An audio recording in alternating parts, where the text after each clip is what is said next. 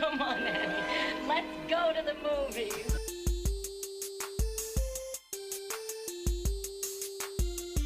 This is the Cinereelists episode 714. My name is Kyle. My name is James. And my name is Zach. And we're here to talk movies, movie lists, and movie obsession for the next hour or so. Zach, did you just experience a ghostly presence in your room? No. You shuddered a little bit at the very beginning. I wonder if maybe a spirit passed through you, or you felt a chill, or the icy hand of death did touch your shoulder. Yeah, I don't think the icy hand of death touched my shoulder. Okay. But I did feel a chill, I think because it's cold. Okay, now It's Florida cold. cold's relative. Okay. I'm curious to know what Florida cold is right now. It's 45 right now. Oh, okay. It's 45. Excellent. Currently, again, temperature is relative because your body gets used to it. It is currently 2 degrees here right now. that's a Let me little ask you- colder. Let me ask you 2 clarifying questions. Sure. Okay. Yeah. First clarifying question is, do you like me not have your heat on in the house? No, I definitely have my heat on in the house because it is 2 degrees outside. Gotcha. Okay. So you do have your heat on and I don't have my heat on. I wonder if that makes a difference to our relative temperatures. What is you have a nest. What is your inside temperature of your house? I'll look it up. What's your inside temperature? I have it set for 68, which is a degree warm. I usually keep it at 67, but I thought it's pretty cold outside. We can crank up just a little bit. My inside temperature is currently at 69. Okay, so What brings me to my second question. Okay. Are you currently wearing shorts? no, of course not. Okay, well, I am. Do you think that would also Maybe. affect the... It sounds So- like you've made a lot of choices to remain cold, as in not turning your heat on and not wearing pants. No, I don't mind the cold, but I think it explains the chill pretty well. We're at roughly the same internal temperature. And yeah, Now, you asked if I'm wearing shorts, correct? I did. Okay, you didn't ask if I was wearing pants at all. No. Let's find out. No. James, are you cold and or fully dressed? I have the heat cranked. It's Okay. so warm in here that whenever I touch anything metal, it shocks the crap out of me. Oh, just because it's also you don't have like a in-home humidifier with your No, heating. this is an old condo, man. My house is from the 1980s. We have an in-home humidifier attached to our heating. We don't have that technology here in Florida. You don't have April air. We don't worry about it. Okay. Doesn't happen all that often. But when it does happen, it's pretty shocking. I'll tell you that. Yeah. Like I roll out of bed, the first thing I do is touch something metal on accident. And then Almost every time. Yep. just get, but that wakes you up though. Like I wouldn't mind rolling on bed and just getting a little shock just to. It's a nice little, me going. yeah. It's a nice Yeah. little pick me up. I can skip the coffee, go right to whatever the day brings me. Yeah, I don't need caffeine. I just need Yeah. a mild jolt. Yes. Speaking of mild jolts, welcome to episode 714. This is the annual top 20 of previous year episode that we do every year. We're famously the last podcast to run down our top 20 list because we feel it's that important that we give it a proper amount of time to see the movies that we need to see to make our list. So that's why we're the last. I forgot, Yep. but that's exactly Yep. why we're the last to do this every year. Mhm. No, but seriously, we're going to talk a bunch of movies that we liked from the previous year. Potentially 60 different movies, but probably less than that because there will be some crossover, I would guess. How many movies do you think will appear on all 3 lists? I would say 36. No, You think? No. no. He means like if How many unique movies yes. in just the top 20? No. How many How many movies will all three of us have on our top 20 list? Which one will be on all three? Yeah. Yeah, Well, it has to be a number under 21. Right, not 36 then. I would say 10. I would say 8. I was going to guess 7. Okay. Okay. All right. Well, we'll see by the end of this. I was really going to guess 6, but I raised it because of you guys. Oh, so I'll stick with my original. I was going to guess 6, but I raised it because of James's 10. So I am affecting the curve for sure I just here. don't know how high you guys put Oh What Fun. So that's really the question. Really. yeah, I mean, I really want to know where you guys put Ice Road Vengeance on your list because that would be crazy if it was to big. I should have looked at my list. I don't even know if you guys have seen 10 of these. We'll James see. is already backtracking. I'm just kidding. There's definitely 10 on here you guys have seen. Welcome to episode 714. We're going to jump into it because these episodes tend to be a little longer than normal. And so, we want to give it its due. Before we jump into everything, though, we need to remind you there's a video version of this podcast on YouTube. Go check it out there. Subscribe and watch while you listen. You could also support us on Patreon, patreon.com/Cinereelists. Support the podcast, get extra after show audio amongst other Cinereelist swag. You could also leave us an Apple Podcast review. That's free, and we'd appreciate it. 5 stars only. Or send us an email to heyguys@cinereelists.com. Link is in the description to do any and all of those things. Finally, the top 20 of 2025 lists from listeners. We're accepting those right now to be included in the listener aggregate in our annual Hangover 2025 episode. Hangover episode is where we cram a bunch of lists from the year before, and we do more lists in one episode than you could ever imagine, I would say. I mean, I can imagine it because I've done it at least 10 times, but if you've never heard it before, you'd be shocked how many lists we go through within a solid 2.5-3 hours. So if you have a top 20 list, or if you want to make a top movies of last year list. Let's say you only watched 5 movies and you want to rank those movies and send us your list. Do that. If you watched 100 movies, rank them, send it to us. Whatever you want to do, just rank some movies from last year, send it to us. heyguys@cinereelists.com. That email's in the description of this episode, and you will be included in the aggregate list for the Hangover episode. You guys ready to talk our top 20 films of the last year? I just want to say, to give people a deadline, they have, I think, to the rest of this month to get those lists in. Yes. Yeah. The goalpost keeps moving a little bit. The prior date was January 22nd, but we're going to put an episode between this top episode and the Hangover episode. So they've basically got another week that we were not expecting for them to get the list in. So you're not too late. You have the rest of every day in January to send it to us. We're recording that Hangover February 1st, so get it to us January 31st. Thank you for your attention to this matter. Yeah. And I would say if you have already sent in your top 10, 20, 100, and want to send an updated one, go for it. Sounds good. All right, let's get into it. Our top 20 films of 2025. Before we jump into it, broad thoughts about the year 2025 in film. Good year, bad year. Do we want a do-over? What say you? I kind of feel right now it's not a very memorable year of film. Okay. There are certainly films that I loved this year, but I don't think as a whole the year had like a character, had a sense, had a theme. Right. I don't feel like we're living through the new renaissance of film in 2025. You know what I mean? Yeah, I mean, I look at my list and there wasn't much that I would say is revolutionary, but there's some good stuff in there. For sure. Yeah. Stuff I enjoyed. Yeah. Yeah. Kyle? I think we got a lot of really solid films from some really solid directors. I know it sounds very vague, but like I'm looking at my list of my top 10, top 20, and there are some big name directors that gave us pretty good movies this year that I enjoyed. There's some disappointments. There's some big name directors who also didn't deliver so much, but I think kind of the names you would expect to deliver something incredible this year pulled that off for the most part. Nice.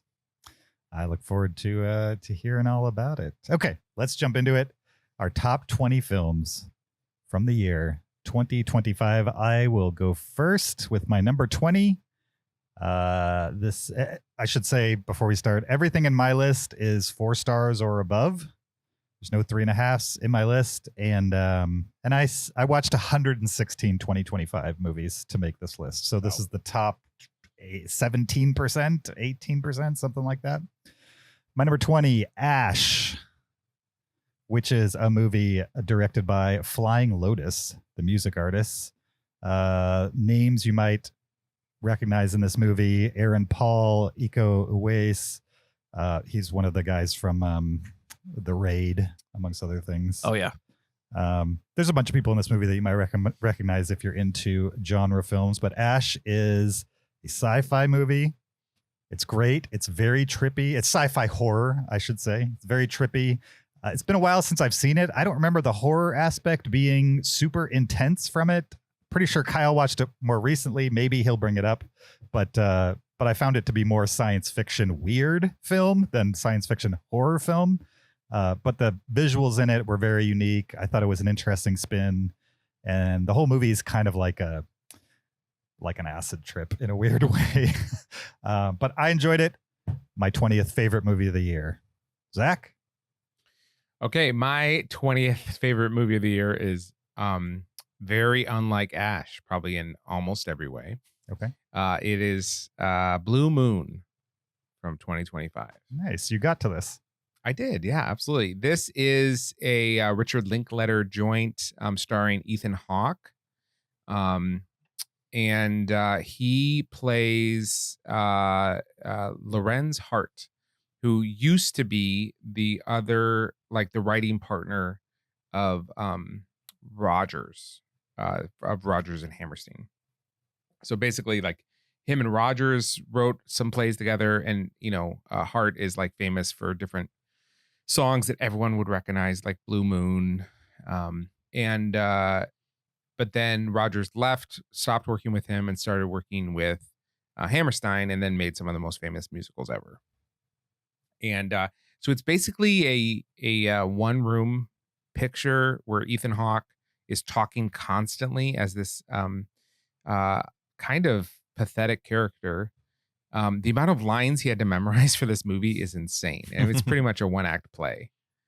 And at first, I was relatively turned off by this guy, because he is unlikable, but he's so honest that you realize, like, well, he's just giving you a lot more of himself than most people do, and he's not censoring himself. And so really part of the things that make him unlikable are just that he is being genuine about himself, and other people hide these kind of annoying things about themselves. So I took that obstacle away from myself and enjoyed the picture. I think the writing's great. It's really the performance. It's incredible. I mean, his performance as this guy who I don't know anything about was fantastic. And there were some things in the movie that didn't work for me, like Margaret Qualley's in it. And I honestly didn't like her performance really at all in the movie. But apart from that, I thought the movie is so well written, so well acted, and I found it very interesting. Gave me a glimpse into a world that I don't know anything about. And so I made my top 20, Blue Moon. Nice. All right. Before I get to my top 20, I saw 63 2025 movies as of today.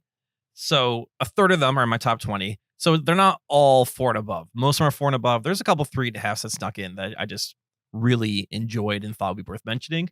And my number 20 is one of those 3.5s that just made it in. And this is Companion. And I'm going to be a little vague with the setup for this movie because I literally knew nothing about it going in. And that added a lot of the enjoyment for me. I'm not sure how much you read IMDb descriptions and it kind of remains vague. So I'm not sure how much people know when they saw it or how much the trailers show. But for me, I knew nothing, and that added a lot to it. This movie stars Sophie Thatcher and Jack Quaid, and they play a young couple that's going to a friend's like high-end cabin for the weekend. It's a friend gathering. And as the weekend goes on, you realize that there's ulterior motives for why everyone's getting together. This just isn't some nice little get together. There's a plan that's happening, and that plan involves the participation of members of the group. Again, all very vague because I don't want to give away what I think was some of the fun of the movie. There's some reveals, some are obvious, and there's some later twists that I did not see coming whatsoever. If anything, I could say this movie is Black Mirror-ish in a sense. So it definitely feels like, I would say it feels like more than a Black Mirror episode, but I think it has similar themes to what you would see in a Black Mirror episode. And I just really had a lot of fun on this adventure. This movie's kind of a roller coaster. I didn't know where it was going. And I was hooked the entire time. So I thought it's worthy of being in my number 20 spot. Nice. I enjoyed that movie as well. It's not on my list, but it's a good one for sure. My number 19, The Smashing Machine. This is Benny Safdie's first solo movie without his brother. Stars Dwayne Johnson, aka The Rock, as a UFC fighter. What's his name? Mark Kerr. Yep. And we just talked about it on a recent episode, so I don't have to go in too deep. But I think what I appreciate about this movie is that it's very low key. It takes its time. You really get to know the characters in the movie.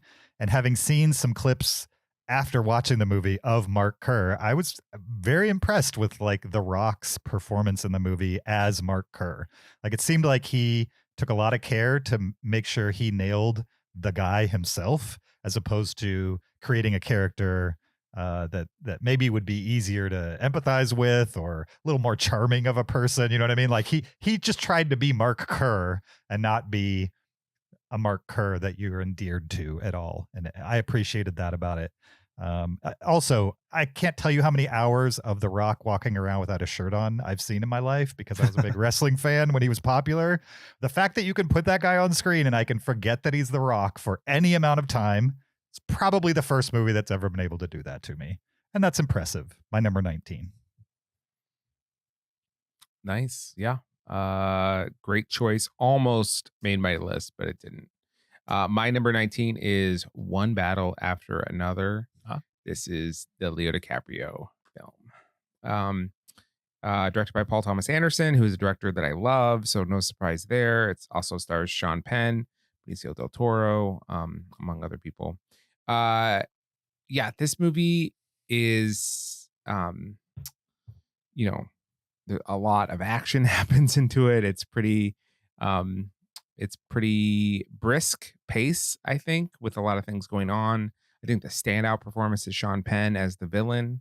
I think he managed to come up with a really memorable, creative persona for his villain. There's a lot to like in this movie. And then it really stuck the last like 15 minutes for me. I think that really was memorable. And that covered up a few of the things that I didn't like about the movie. And so, yeah, I think this is a movie worth revisiting. So it's my number 19, One Battle After Another. Pretty sure we'll be revisiting that movie a couple times on this list going forward. My number 19 is Sisu: Road to Revenge. This is the sequel to, I think, 2020's Sisu. I'm not sure what year Sisu came out, the first one. Somewhere in the last couple of years. In Sisu, you have this sort of silent Finnish farmer who is being harassed by Nazis and spends the movie creatively and bloodily killing them. And this time around, he's now being harassed by the communists, the Soviets. And he does the same thing again. But as in any sequel, they just kind of go bigger. And this is a movie where bigger is better, where we've got bigger tanks and we have Mad Max style fights and missiles being launched across trains. And there's a train. So this is the perfect encapsulation of give the people what they want, just do it again with more. And Sisu 2 is all those things. Nice. My number 18 is a late addition to the list on Kyle's recommendation, Volcanizadora, I think is how you say it. I don't know where they got that name because I don't remember it being in the movie, that name or any explanation for the name. It translates to tire repair, more or less, which kind of makes sense. It does. If you remember the crime that anyway. Okay. Yeah. We can leave it there. To say a lot about this movie is to say too much about it, for sure. Yeah. It's a micro budget two-hander. These two guys walking through the woods. They've decided they're going to accomplish something together, and you're along for the ride as they try, basically. And I would say my experience with the movie is the movie starts, it's heavy metal riffs with just these two guys strolling through the woods, and then they're just like playing in the woods together. And over time, you figure out who they are and what their quirks are and why they have the motivations they do. And then the back half of the movie, they go hot and heavy in accomplishing their mission. And I did not see where this movie was going. It was very intense, I would say, about halfway through. And then it's one of those movies where like the height of the movie is kind of in the middle, I would say, and then the rest is kind of fallout, and it does the fallout very well. And I enjoyed the movie. If you like micro budget dramas with a little bit of like genre or like a twist that like gives it an edge, that is Volcanizadora for sure. My number 18. I'm glad you caught that.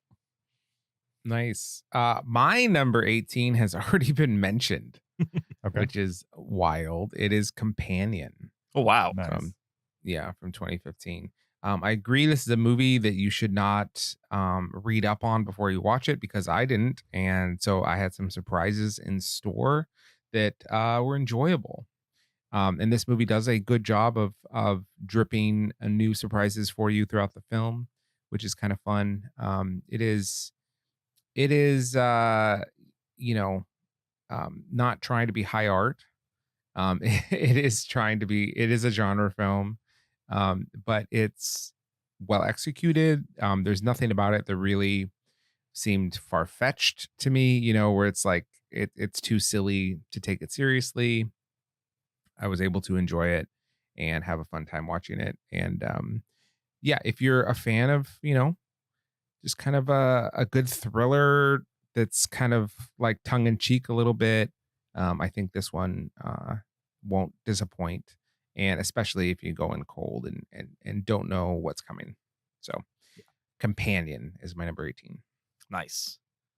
Well, my number 18 has also already been mentioned, so we're just stacking up already, and that is The Smashing Machine. Nice. And yeah, I mean, I agree with a lot of what James said. A lot of what stood out for this movie is the performances. Emily Blunt, always great. The Rock, surprising, right? Surprising that he could play such an inward looking and such a quiet character, because we're not used to him being quiet whatsoever. And he disappears into this role, especially when he has a wig on. That helps a lot. The shape of his bald head is just too well known. So once he goes bald, you kind of know it's The Rock, but with that wig. We did talk about this extensively, so I'm not gonna get too much into it. I think this movie would have been higher if it had more of what I call the quote unquote Safdie look to it.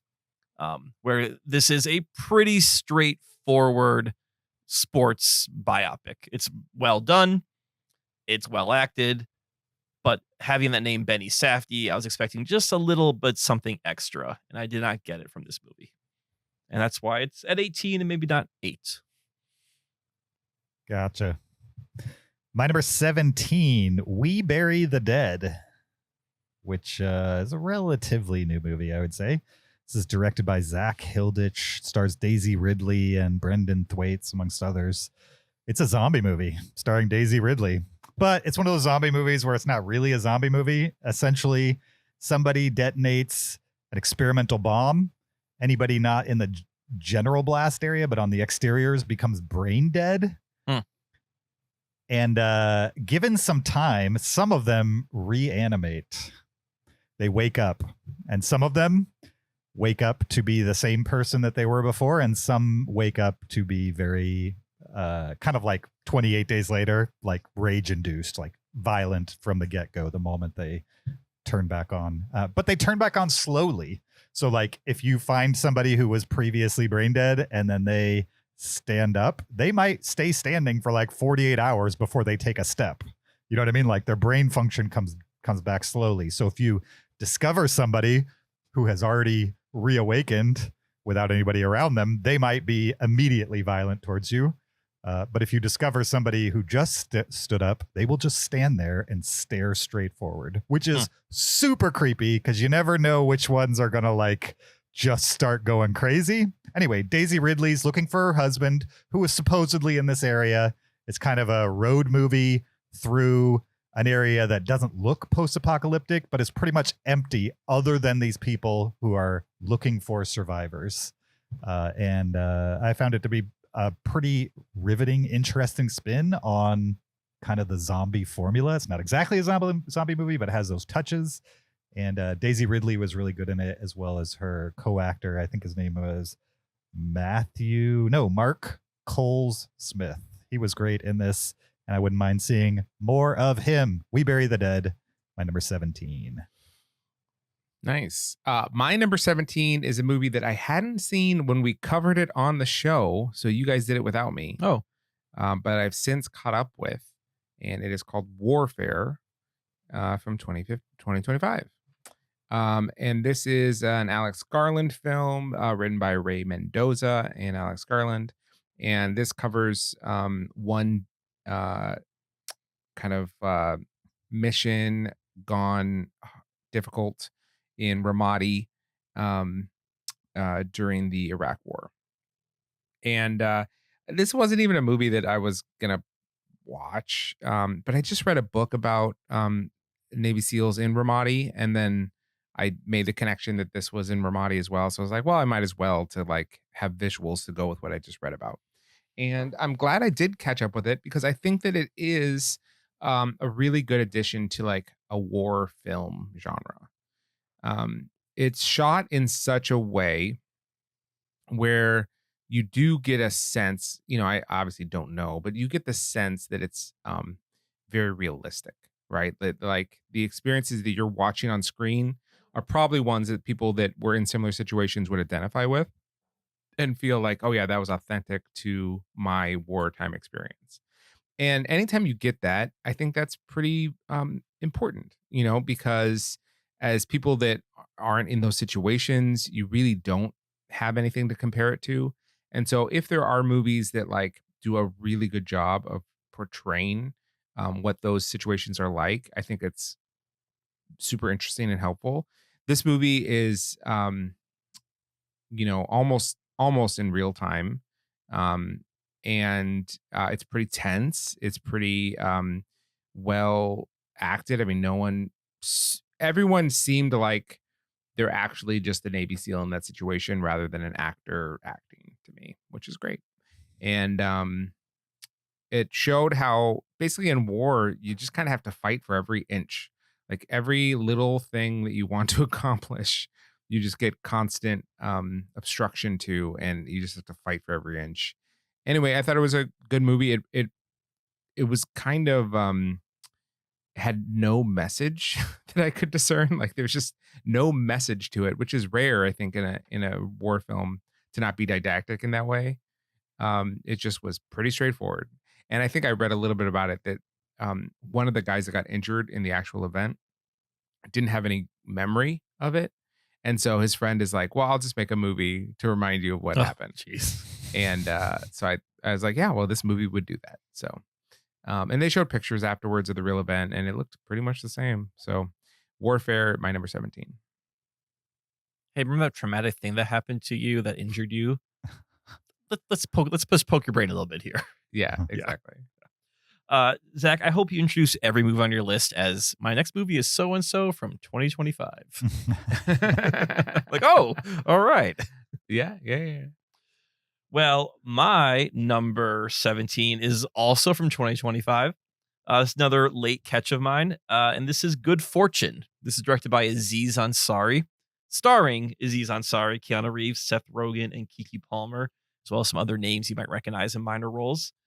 In this movie, Keanu Reeves plays a guardian angel, but he's a bit of a minor guardian angel. Like, he's keeping people from texting and driving. That's sort of his job. And he wants to be more. He wants to be the guardian angel that can like change someone's life. And he observes Aziz Ansari's character, who's kind of just barely making ends meet in the gig economy. He's driving, he's delivering, he's just barely can keep it together. And wants to essentially, It's a Wonderful Life, Clarence Aziz Ansari, and say, hey, your life is worth living. Your life is great. And he does that by having him trade places with Seth Rogen, who plays a tech billionaire, kind of with the idea of being like, hey, money will not solve all your problems. Well, money solves all his problems. And then that's kind of where the movie starts to take off of, this inept angel is now stuck with, he's not teaching a lesson. He's ruining two people's lives, and he can't keep it all together. And I just found this movie to be very funny for the most part, especially Keanu Reeves as this guardian angel who is not quite as good as he thinks he is at everything. He's just incredibly funny in his deliveries and his ineptitude. This movie's also like a commentary on the gig economy, and especially I think a lot of it takes place in LA, so probably especially how hard it is to live in LA right now. And yeah, it's kind of a mix of trading places and It's a Wonderful Life, all with the comedic wrapper to it that I just really enjoyed watching. Nice. I've heard of this movie in passing, but you're the first person I've ever heard talk about it, and I've added it to my list now. Yeah, I think it's worth checking out. Watch list, that is. Right? Yeah. Wait, so is your now in number your top 20? And- Unseen. I just sped watched it on YouTube, and my number 16. Yep.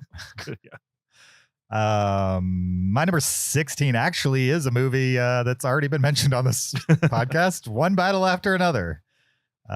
Whenever Paul Thomas Anderson releases a movie, I'm going to pay attention. I paid attention to this one. It was good. I'm certainly not like top tier PTA for me. I think it deserves a rewatch, like all PTA movies do, and it'll probably go up a little bit, I imagine, on rewatch. The highlight for me in this movie was the chase scene at the end. It's been a while since I've seen a chase scene through the desert that like interested me in the same way that this one did. Like they used the topography expertly to make a chase through the desert tense, and I also loved some of the performances. Sean Penn is just out of his mind in this movie in the best kind of ways. Benicio del Toro, also great. Probably my biggest complaint as far as the acting goes, shockingly, is Leonardo DiCaprio, who probably just suffers from being like the audience, surrogate essentially throughout the movie. You're kind of going on a journey with him. That, and I didn't love the Regina Hall character. It felt very cartoony, that portrayal. But overall, PTA, even when it's not my favorite, it's still pretty darn good. One Battle After Another, my number 16. Cool. Yep, that's why it's on my list as well. My number 16 is a 2025 film called A House of Dynamite. This is a end of the world thriller. Apocalyptic thriller. It basically presents a scenario if a unnamed country, probably North Korea, fires off a single ICBM warhead with a nuclear weapon on it, what would the next 90 minutes look like?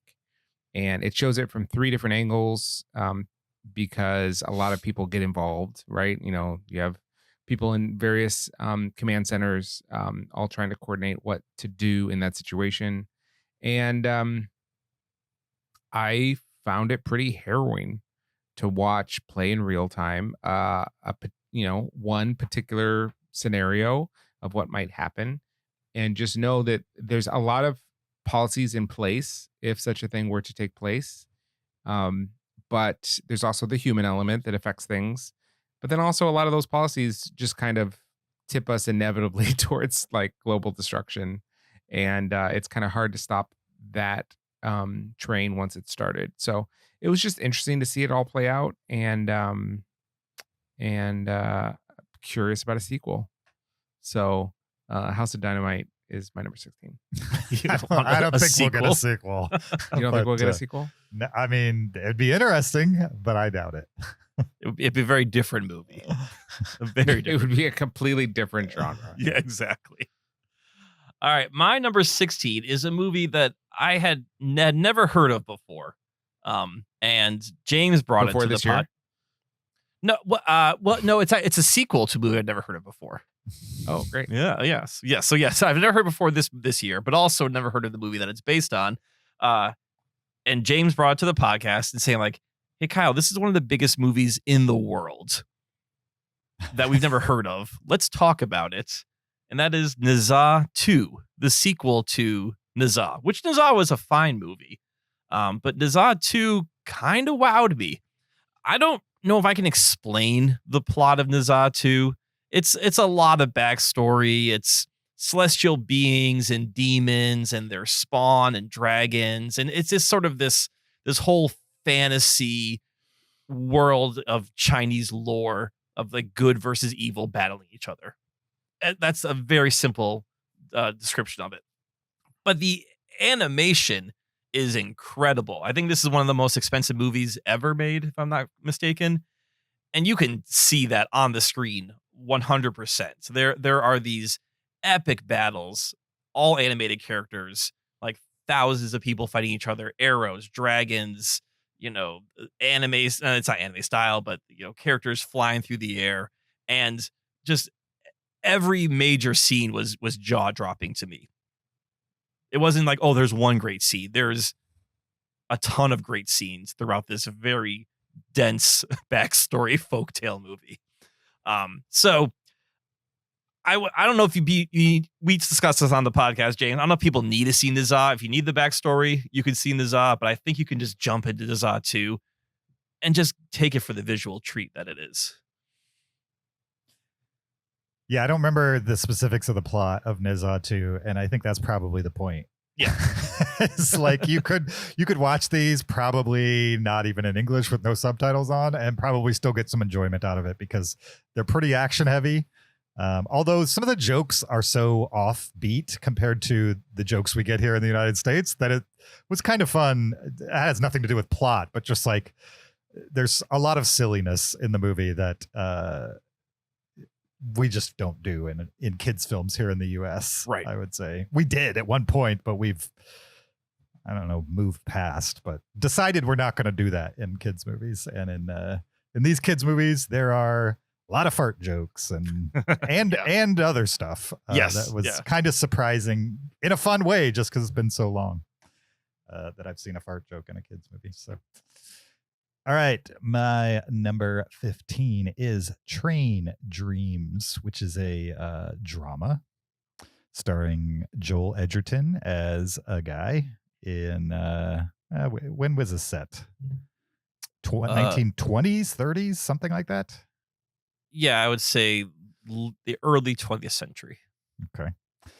This one's directed by Clint Bentley, and this one guy, it follows him pretty much over the course of most of his life, like 80 years or so, from him kind of meeting his wife and then going to work for the family as a logger, a guy who cuts down trees. And because of the time period that it's spanning, you get to see kind of the world change around him. He goes through victories, he goes through tragedies. You get to see little glimpses of his life over this long period of time. And Joel Edgerton, in full beard, gruff through the entire movie, is just kind of such a low-key guy who is just kind of going along with what the world serves him for the most part.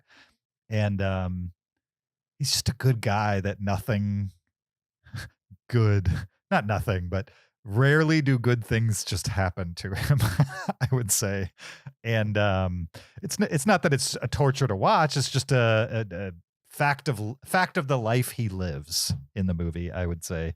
And I really enjoyed it. I'm kind of surprised this isn't like a Kelly Reichardt movie, because it's definitely a slow burn drama. But I think it's a little faster paced and a little more, I don't know what the word is. Not intentional, eventful maybe, than a lot of Kelly Reichardt movies. And I like Kelly Reichardt, so this kind of, it fit in what I would dig. And Joel Edgerton, not that I wasn't already a fan, but I'm definitely a bigger fan than I was before I watched Train Dreams. Nice. Good film, good flick. My number 15 is a 2025 film called Spinal Tap Stonehenge: The End Continues. And this is a sequel to This Is Spinal Tap, which is a movie that I love. And what excited me about this is I felt like it retained the comedic character of the first one. It felt like similar in a way that a lot of Lego sequels don't keep the same tone. I just, the editing, the pacing, the humor, the acting all seemed of piece with the original, which is not something I'm used to in these Lego sequels. So I thought it was funny. I thought it was fun. I enjoyed that it was there and that it existed. I didn't think that it was, pointless. I thought that it made sense to revisit this band years later from a documentary perspective. And I had a lot of fun with it. And so for that, it got number 15 slot. Zach loved all the cameos. I did like the cameos. Good. My number 15 is The Naked Gun. This is the Lego sequel / reboot to the 1990s series, The Naked Gun, directed by Akiva Schaffer. This stars Liam Neeson as Frank Drebin Jr. He is playing the son of Frank Drebin, and he is drawn into an investigation by Pamela Anderson's character, Beth Davenport. And this movie is an homage to like ridiculous slapstick comedy of Leslie Nielsen and the Naked Gun series. And I thought this movie hit the sensibility perfectly, where I felt like I was watching another ridiculous Leslie Nielsen style performance in this weird world of Police Squad, The Naked Gun. This movie is a gag a second, and if one gag doesn't work, the next one is falling right behind it. So there are some big set pieces that work. There are some like stupid throwaway gags that work. And if it doesn't work for you, by the time you have moved on to the next one, you forgot that this last part wasn't funny. So, this movie was just endlessly funny to me. And then Pam Anderson was a bit of a revelation, just because my idea of who Pam Anderson is very much coded on like my high school age brain, because she was very big when I was in middle school and high school, and she was known for doing one thing and, was kind of like the Baywatch lady.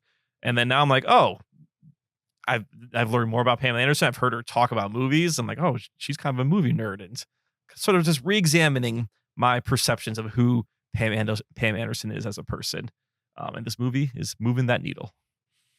Her Criterion Closet. Have you watched that? Yeah, she's talking about like Godard and like the French New Wave, and it's so. That was when I realized I have underestimated Pamela Anderson for sure. Yeah, like Barbed Wire likes for Godard. Yeah. It's amazing. My number 14 is It Was Just an Accident, which is an Iranian film directed by Jafar Panahi. And this movie had relevance when I watched it, but with what's going on with Iran right now, it's it's probably sadly more relevant now than when I watched it. So the story centers around some former political prisoners of the Iranian regime. It's now a decade or so later after being released.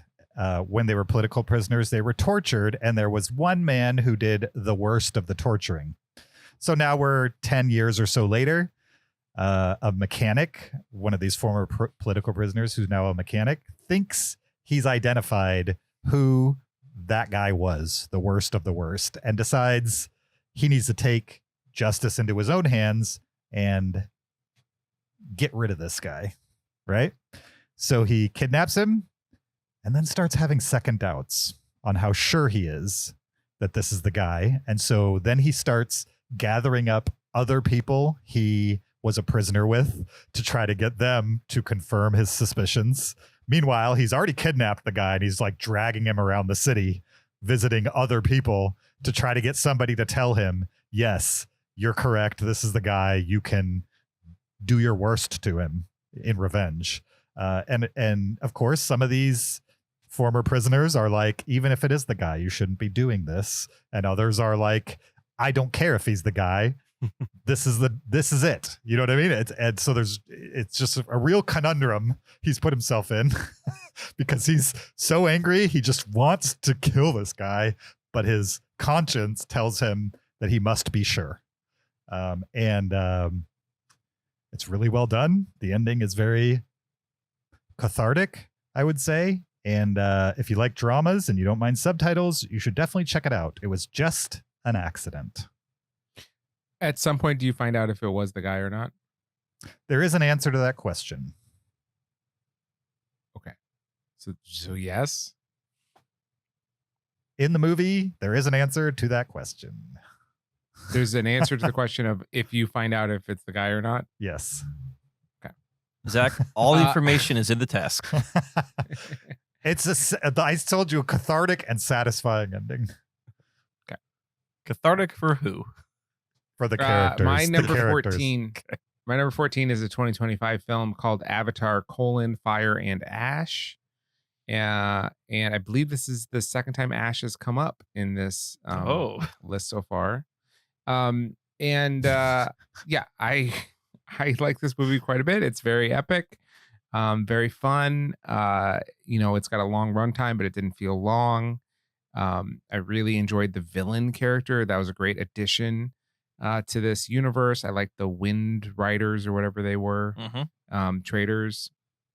And James Cameron knows how to make a blockbuster film, and I enjoyed this one a lot. So it's my number 14. My number 14, also a blockbuster. This is Mission: Impossible, The Final Reckoning. This is the sequel to the Reckoning, Dead Reckoning Part 1. Possibly the last. Why wasn't this Dead Reckoning Part 2? This is not Dead Reckoning Part 2. This is the Final Reckoning. Yeah. The final of two. We're forever left without Dead Reckoning Part 2. We will never get Dead Reckoning Part 2. Nope. This is possibly the last Tom Cruise Mission Impossible movie. Who knows? And I thought overall this is a pretty strong end to the series. Dead Reckoning is a messy movie, has moments that I like, but there's a lot of plot and talking and describing the plot. And this movie unfortunately started out that way, but then once they kind of lay out the stakes, this is just 2 hours of action and some incredible action set pieces in this. I know we have our Hangover episode coming up, but like I still think about that submarine sequence as being just insane and crazy to see on screen. And I liked some of the callbacks that this movie brought back.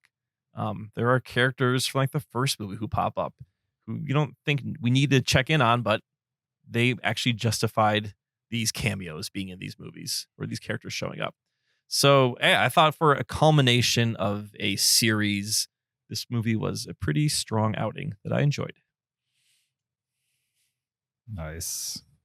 My number 13, The Phoenician Scheme. It's a black comedy, a little bit of a thriller, directed by Wes Anderson. Phoenician. Yeah. Phoenician. What did I say? Phoenician. Yeah, like I have fun. no idea what you said. Regardless, Wes Anderson is back, boys. Was he ever gone? Not so back to get into the top 10. Okay. Back on the menu. But back in general. I mean, like his recent output, like French Dispatch, movie I generally liked, but had issues with. Asteroid City, did not like at all. Hate that movie. Hate. Strong dislike. the Netflix mini-sode's fine. That's not theatrically released nor a movie, but the Funimation scheme, we're back to the Grand Budapest days, the Moonrise Kingdom days, the Fantastic Mr. Fox days. I really enjoyed it. And if you're a Wes Anderson fan, you've probably already seen it. And if you're a lapsed fan, maybe just skip all those other ones I said that I didn't like and just pick it up with Funimation scheme. I think you'll have a good time. My number 13, something like that. James, what is the mythical bird of fire that rises from the ashes? A phoenix. Okay, and then the movie you just talked about is the Phoenician scheme. Phoenician scheme. Phoenician scheme. Got it. Okay. No.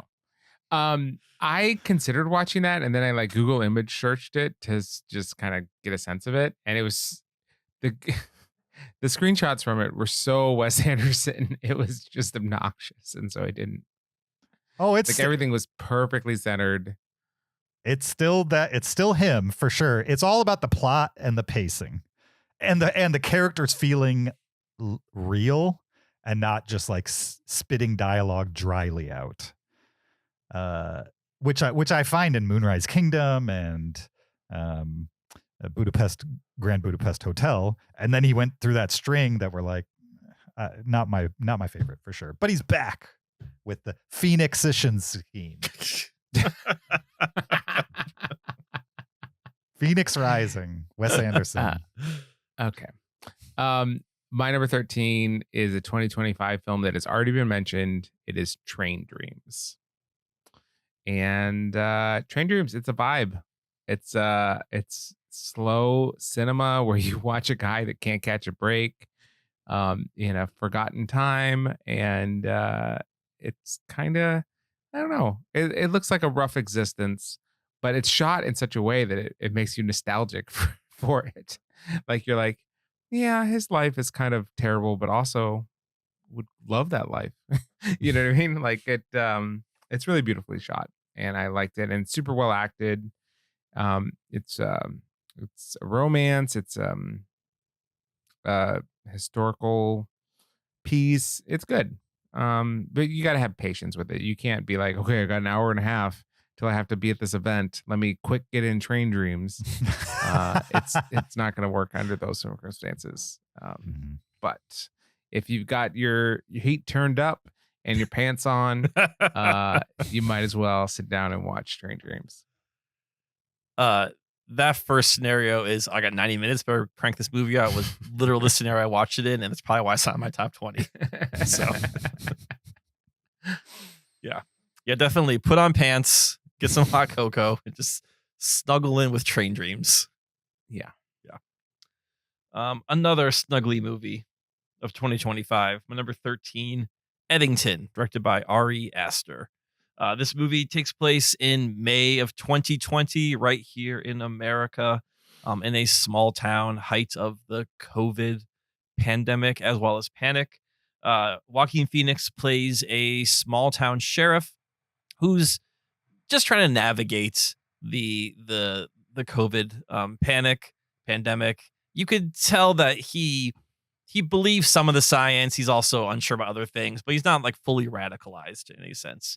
And then Pedro Pascal plays the mayor, who's a little bit, more with the program of like, we must mask and follow these guidelines. And there's definitely a rivalry between those two, our two main characters, or two leaders. And Joaquin Phoenix escalates that rivalry once he starts to feel dissed or made small by the Pedro Pascal mayor. He starts to radicalize what's happening around him. He starts to get deeper into the conspiracy, and just kind of lets the paranoia of the COVID panic consume him and drive his actions. And I thought this movie was incredibly well acted. Definitely has some surprises that I did not see coming, especially this is another movie where kind of big things happen in the middle, and then the back half is fallout of those big things that happen. And it was, I think, a sort of a unique look. We haven't seen many movies that take place about the pandemic. We see movies that take place during the pandemic, but this one was very much about it. And even though it was 5 years ago, it still feels like yesterday. And it was very just interesting to see a movie tackling that era already. Nice. My number 12, the previously mentioned Avatar: Fire and Ash. As far as spectacle theater going goes, you can't do any better with an Avatar: Fire and Ash. In fact, that's probably the biggest thing it has going for it, is that it is a spectacle. It's flawless technically, I would say, from a presentation perspective. I can't think of a better movie from that perspective. The story, it suffers from the same things that, Avatar movies have suffered from, which is that the story is a little, I don't know, uninteresting, traditional. The fact that it has this wow factor wrapper, I think, is what makes them so popular. Maybe if they were too convoluted from a story perspective, they wouldn't be near as popular. You know what I mean? If you're going for mass market audience, maybe this is the way it's got to be when you're spending $1 billion on the production of a movie. But regardless, Fire and Ash, not my least favorite of the Avatar movies. Way of Water, there was such a time gap between the first one and the second one that I think I was just primed to see something new. And then he gave us a bunch of new stuff in that movie. And in Fire and Ash, there's a little bit of new stuff, but a lot of retread from Way of Water, which was just 2 short years ago. I'm hoping they do make another one or two. I think he has 2 planned, but he's talking like he might not make any more unless Fire and Ash does better than it currently is doing. I imagine they're going to do at least one more. I hope they do. I'd like to see the story completely resolved. As long as there's no more whale sequences, I'm sure I'll be perfectly happy with whatever comes in the future from the Avatar series. My number 12, Fire and Ash. Nice. My number 12 is the 2025 film by Yorgos Lanthimos called Begonia. Oh, this made your top 20. It did make my top 20. Interesting. Okay. It's just intriguing enough to make my top 20. Stars Emma Stone and Jesse Plemons. This is a weird one. This is a zany film.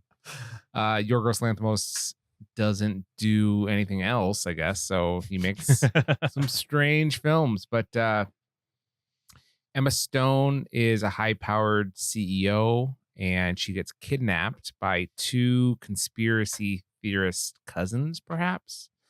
And they think that she is an alien posing as a human, and they want to force her to allow them onto her spaceship, and so that they can mediate peace between the humans and the alien race. And she thinks that they're crazy and wants to escape.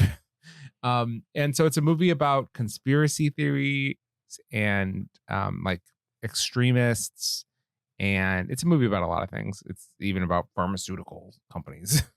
But it's really interesting. It's super intriguing. Like you're in it the whole way, like wanting to know how this will resolve. Whether that's satisfying for you or not is a different question. But it's a very effective movie in that regard. And I really liked Jesse Plemons' character, but I really like Aidan Delbus's character. Mm-hmm. He is an autistic actor who's just gives such a good performance in this film, and it feels so genuine. It's awesome. And so Begonia made my number 12. I wish we had done this as an episode because I have a lot to talk about this movie. It will not be on my top 20, but it's definitely it's a movie. That's for sure. It's something. So yeah. maybe off podcast or some other time we'll talk about it some more. My number 12, previously mentioned, who would have thought, Vulcan Isadora. What's the chance that this tiny micro budget movie will make both our top 20s? This movie sucked me in right away too. You got these 2 buddies, first shot, they're walking through the woods and just death metal playing in the background. You're like, okay, where is this movie going? And yeah, as you watch these two guys hanging out, you can tell one just wants to hang out. One's like, hey, this is a camping trip. We're going to have fun. Here's all this crazy ideas I have. And the other one is very focused on their reason for being out in the woods in the first place. And I just thought those two characters were so interesting. And then again, the fallout to their camping trip was fascinating. And I thought this movie did a better job of encapsulating lonely male friendship than the actual lonely male friendship movie that came out this year called Friendship. Because this is just like two weirdos. They're kind of losers. They're kind of loners, but they're perfect for each other at the same time. I'm super intrigued by this director, Joel Petrikis, and the guy Joshua Berg, who plays the other guy, like he's his main actor in his other movies. I want to see some of his other movies. And James, he is based out of Grand Rapids. This movie was shot in Michigan. Yeah, and we're gonna be in Grand Rapids next month. Yeah. And I don't know what the chance, like, how would it be weird if we like reach out and say, hey, like, I want to talk, or I don't know what. If there's a dude from Grand Rapids with that kind of music in if the kind of music is in most of those movies, he'll probably be there where we're going to be at. We're going to a Nine Inch Nails concert. That's true. He might be actually, well, but maybe we'll find out if he's got we'll Gmail him or something and say if he's going to be there in sight. So that'd be fun. I would love to meet that guy. I would. Yeah. And again, I'm intrigued by his other films now, because this one was such an oddity, but I really felt the vibe of this movie. Absolutely. My number 11 to round out the top of the top 10 of the top 20 or something, the top 10 is No Other Choice, which is a South Korean movie. It's a satire / thriller of sorts. It's directed by Park Chan-wook, who, if you don't recognize that name, is the director of Old Boy and The Handmaiden, and a couple years ago, Decision to Leave, which was also good. He's got some others that I haven't seen. I should probably go through his whole filmography, because honestly, everything I've seen has hit pretty hard, including No Other Choice. In this movie, where you've got your main character, he's the husband in a family of 4. He loses his job at a paper company. This is set modern day. And so jobs in the paper industry are shrinking. The availability of them is shrinking. And so if you get laid off and you're in the paper business, it's highly competitive to get a new job in the paper industry. So he gets let go, and he spends the rest of the movie trying to get a job in the paper industry. He doesn't have much luck. And so he decides he's going to start sabotaging his biggest competition, other applicants for the job that he wants. And these sabotages start small and then escalate, I would say. That's part of the humor, part of the fun of the movie, and also a part of what it's saying, I would say. Evidently, we have this in America too, but I know in other cultures, your job it kind of defines you, especially as a man in a lot of cultures. And if you don't have a job and you can't seem to get one, a part of your self-worth is wrapped up into that culturally, I would say. And in this culture, at least in this movie as it depicts it, it is almost everything when you're the man of the house, is to have a job and to provide for your family and to not take steps backwards, essentially. And so the lengths that he and his biggest competition take to get these jobs just made for a fun watch in No Other Choice. I enjoyed it. If you don't mind subtitles, you should definitely check it out. Cool. My number 11 is a 2025 film called Friendship, which just got name checked by Kyle just a second ago. This is a movie I watched on a plane, which is a funny place to watch this movie because I was laughing out loud throughout the whole film. And it's just, I wonder what it's like to be around someone next to you on a plane and they're just chuckling along with the film. But I found this movie really funny. And it's kind of, the basic premise is guy makes a friend and then one of them turns out to be weird and he doesn't want to be his friend anymore. But what is different about this film from all the other films that are like that is the weird friend is our protagonist. In the sense of like, we're following around the weird friend, and he wants to make that a friend with a normal guy. And normally these movies are you're following around the normal guy and then he makes the weird friend and then can't shake him, kind of a thing. And this is the weird friend trying to like hold on to his normal friend. And I just found it really funny. And it, took bold choices and ran with them, and it was a good time. So it passed the test of a comedy, which is, did you laugh? And I definitely did. So Friendship is my number 11. I did like its fresh take on the drug trip. Yeah. I thought that was clever. My one sentence review for Friendship is my most liked review of 2025. You want to hear it real quick? Yeah. I gave it 3 stars just because I didn't enjoy the movie, but I respect it. And this was my review. So I'm an introvert, and I swear on my life, this was the goriest horror film I've ever seen. Because there's just so many instances of your main character just saying the wrong thing in a group of people who just look at him like he's insane. And that is my worst fear, basically. Yeah. So, but I'm glad you enjoyed it. Kyle? Zach, you have to watch Vulcan Isadora now and see if that's a absolutely even better friendship movie. It's not a comedy, though. Vulcan Isadora has light comedic moments, but it's not a comedy. It's not a comedy, no. For sure. No. Yeah. You guys just liked it because it had heavy metal. No. I will tell you, I didn't know what to expect from it. The opening with the heavy metal of the guys walking through the woods sold me. It's a good hook. 100% to pay attention to the movie. It's one of those where I'm sitting on my couch, I'm watching, I got my phone right next to me, didn't pick it up the entire movie.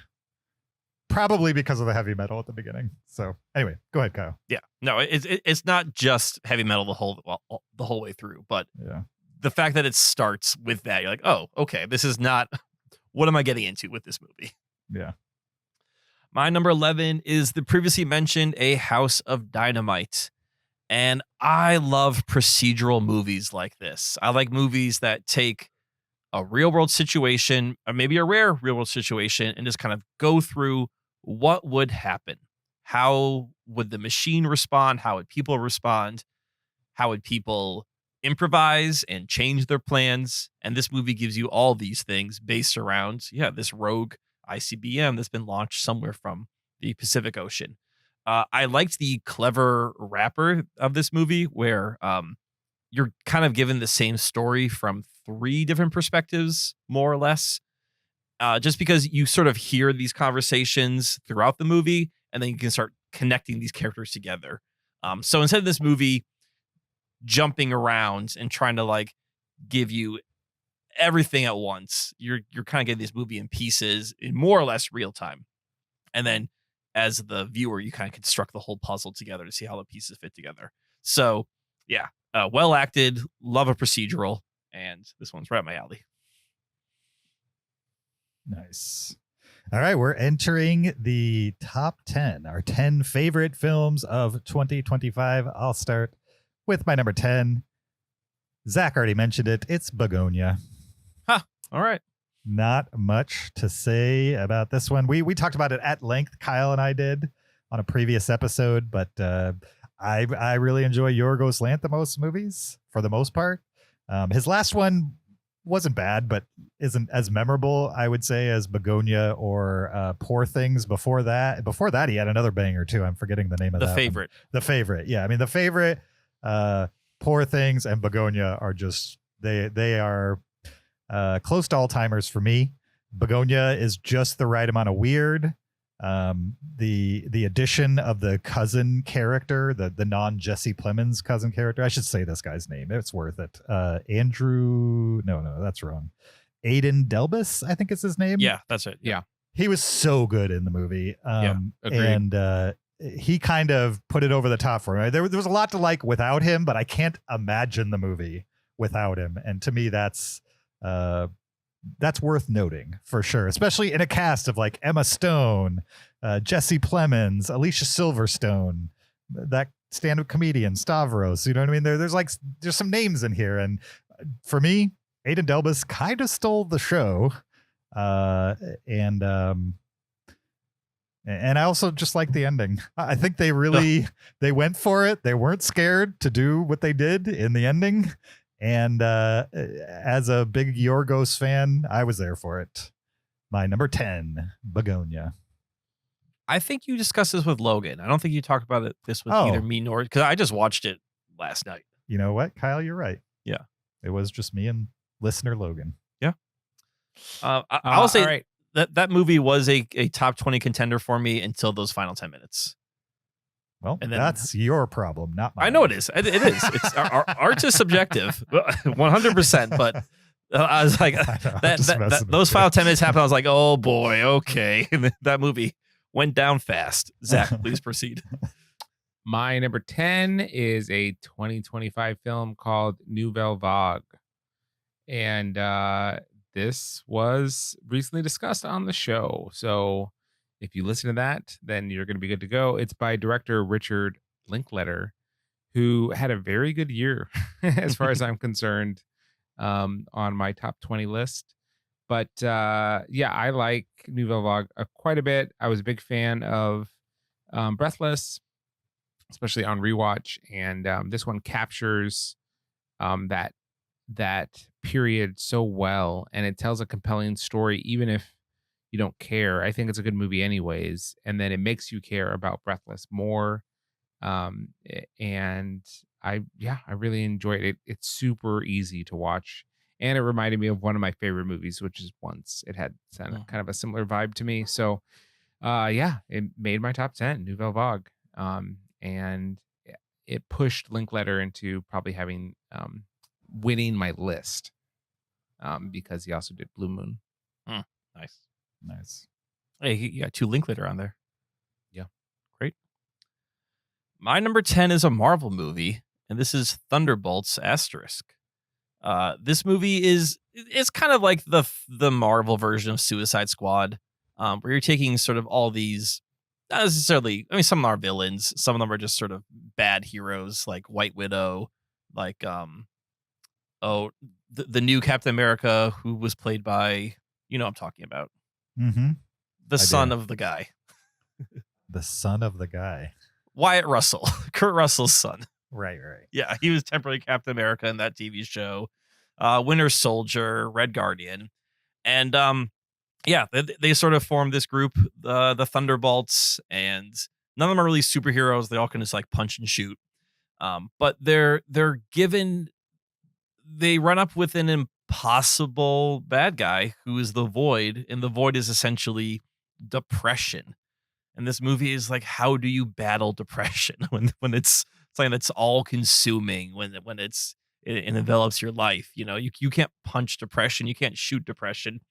So how are these superheroes who have their own demons going to fight depression? And I thought that was just such a refreshing take on a superhero movie to like give us a villain that's an idea and not just a big strong thing. It's not, there's not space aliens running around. There's not, big giant fights.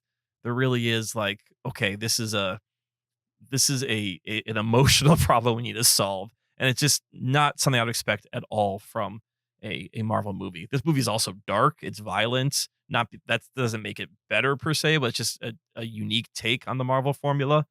And I like these, at this phase of Marvel, I like these one-offs, which don't really feel like they're connected to anything. Obviously, they're still trying to build to something, and there's a whole reveal about who these people are now. But as a standalone movie, if they just kind of drop whatever thread they're trying to build, that's fine. I think Thunderbolts works amazingly as just a standalone superhero movie, whether it's in the MCU or not.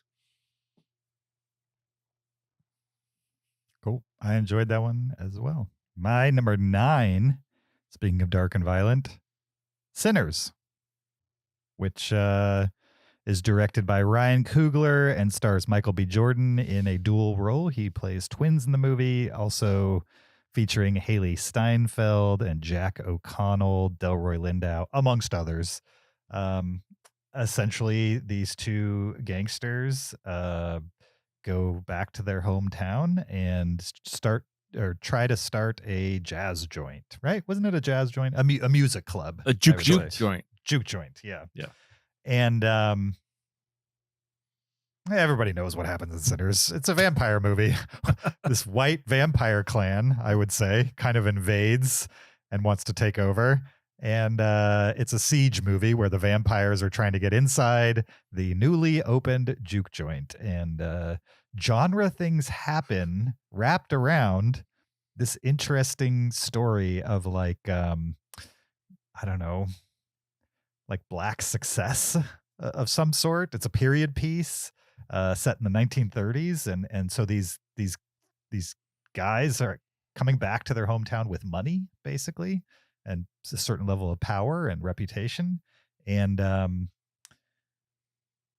and there's way more artistry to this movie than there really should be, I would say. And I think that's what elevates it in my mind, and why I appreciate it more than probably your standard zombie siege film. Those have been done a million times. None of them have like a super intricate, spanning space and time history of African American music embedded into the movie. There's a lot of like touches to this that like I said, elevate it to much more than what it looks like on paper. One of those things is Michael B. Jordan's performance and the performance of the cast in general. The direction is perfect for what the movie needed to be, and then some. And I'm really excited that Ryan Coogler and Michael B. Jordan are continuing their working relationship, and I hope they make more together. I don't need a Sinners 2. I'd like them to make new movies, but this was great. And that's why it's in my top 10 at number 9. Yeah, number 9. Number 9. My number 9 is Marty Supreme from 2025. Again, we talked about this recently. It's a Josh Safdie film. And, you know, it stars Timothée Chalamet and Gwyneth Paltrow and Mr. Wonderful. And I really had a great time with this movie. It gets pretty crazy in like a cinematic, fun, zany way. It's a sports movie. You know, he's got a lot of bravado. He gets himself into trouble because of his hubris, but also his earnestness. Like he never gives up. And because of that, he gets into bigger and bigger, dangerous, hairy situations, manages to get out of them or at least keep the ball rolling. And I had a fun time watching this. I really enjoyed all the side characters quite a bit. And I didn't think that I would care about this subject matter, but I did. And it's entered the pantheon of surprisingly good ping pong films. So Marty Supreme is my number 9. Any other surprisingly good ping pong films you want to mention besides Forrest Gump? You know what? We're going to save that for a future top 10. So I don't want to spoil that. Top 10 ping pong moments. Yeah. Marty Supreme didn't seem like the right time to talk ping pong. But he did look like he played really good ping pong on screen. That's good. Even did a shot between the legs. Yeah. My number 9 is Frankenstein, directed by Guillermo del Toro, stars Oscar Isaac as the titular doctor, Jacob Elordi as the monster, Christoph Waltz as the benefactor to the doctor, then Mia Goth as, I guess you'd say, the love interest within the movie. And this movie is just perfect for Guillermo del Toro. Guillermo del Toro has always had a gothic sensibility to his movies, and you've seen that in Hellboy, you've seen that in Shape of Water, his Pan's Labyrinth, his first big one. And it seems like he's been waiting his whole career to make Frankenstein. And I thought he was the perfect choice to direct this movie. I love the set design of this movie. I love the look of it. Just how the world is sort of this steampunk turn of this, mid 19th century world is great in this look. And then the acting, I mean, that cast is pretty great. Even Jacob Elordi has grown on me a little bit as the monster. I still think he's a little too pretty to play the monster, but I thought he did a great job of humanizing the monster and making the monster less of the actual monster of the story. Where obviously, Frankenstein is the monster, the doctor. But Christoph Waltz, he is he is great in this movie, and he has one of my favorite lines of the year. He will definitely be on my list of favorite performances of 2025. Nice. My number 8, my 8th favorite movie of last year was Surat, which is a 2025 drama. I don't want to talk too much about the specific things that occur in the movie, because I think that the how things play out is why anybody would watch this. But the premise is this guy and his son are looking for his daughter.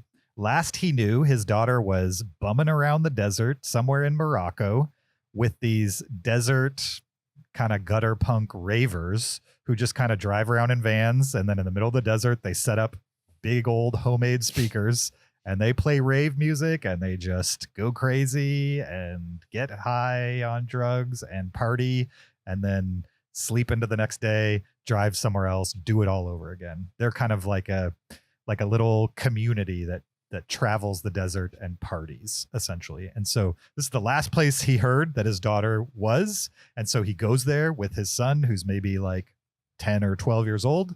And they're just walking around the rave with little leaflets asking everybody at the rave, have you seen this person?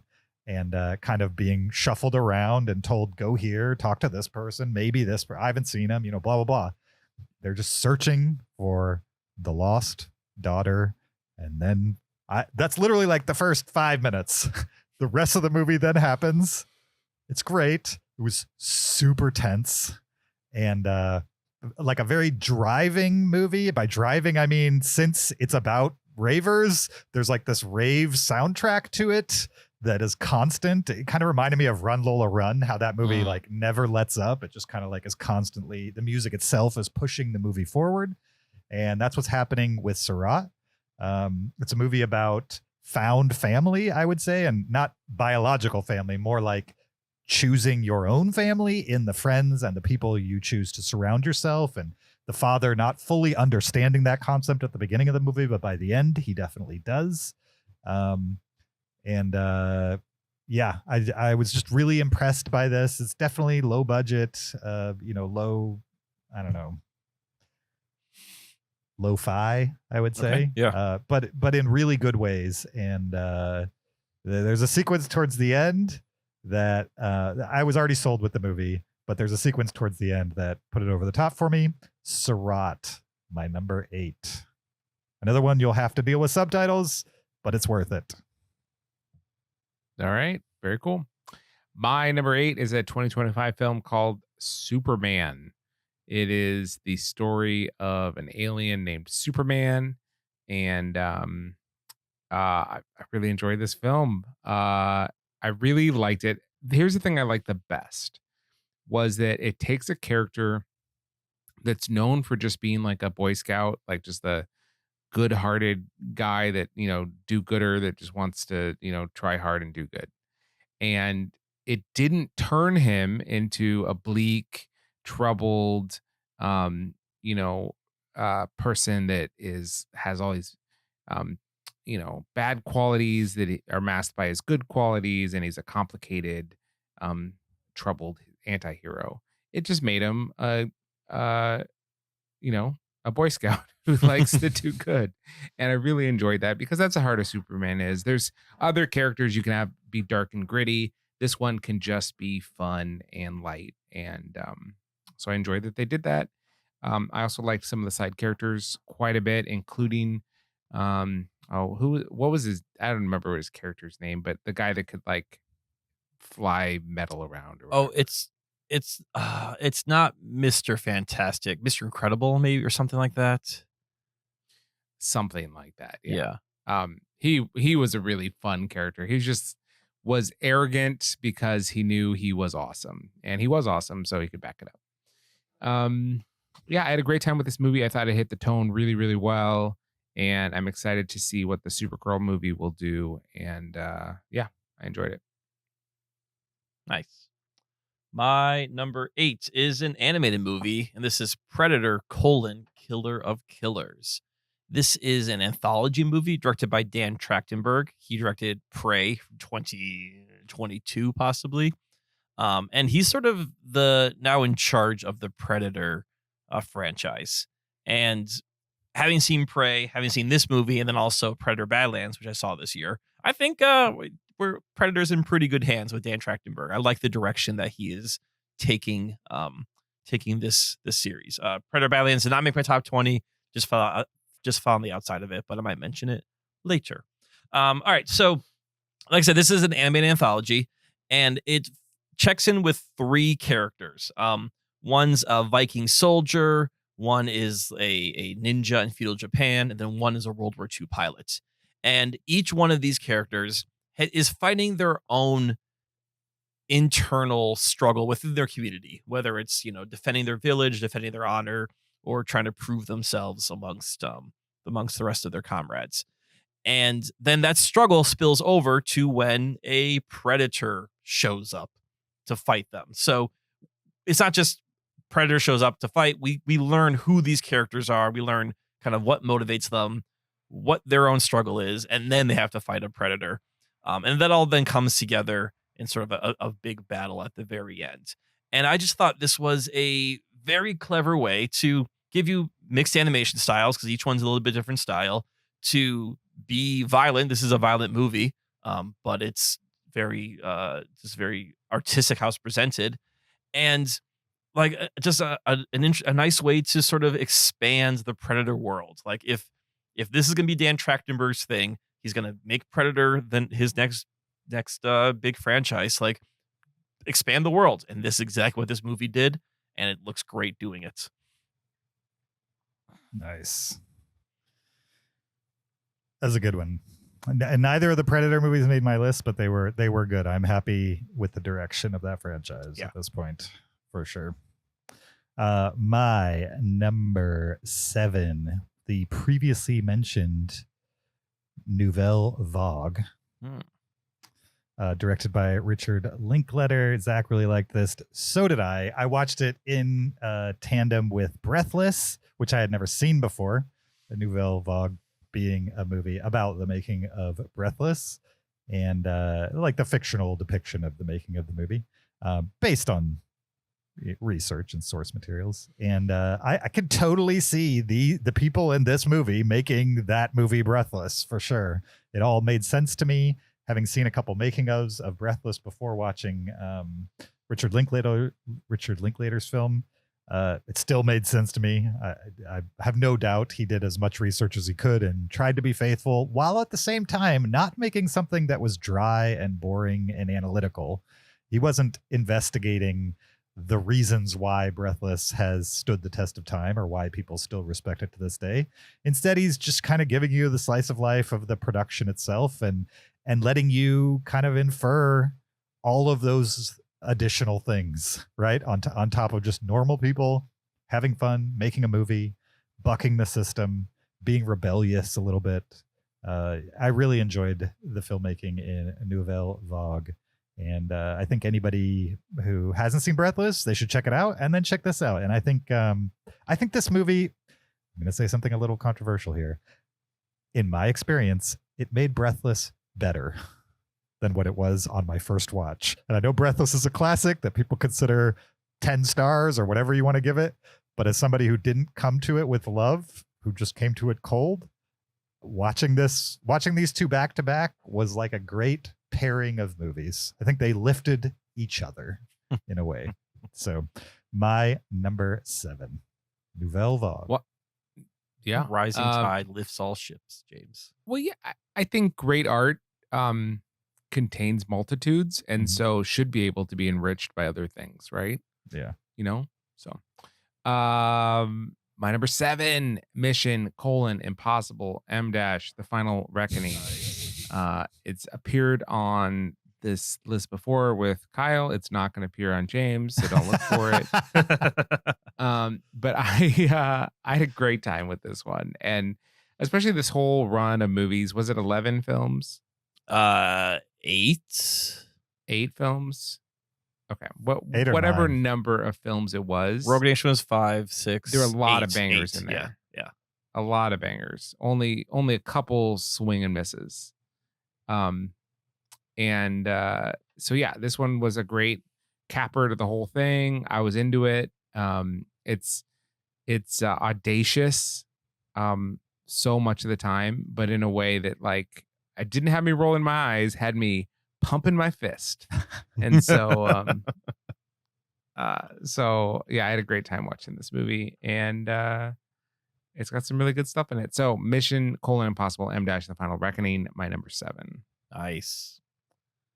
My number 7 has not been mentioned yet. I'm curious to know if it's in your guys' top 10 or did it make the list at all.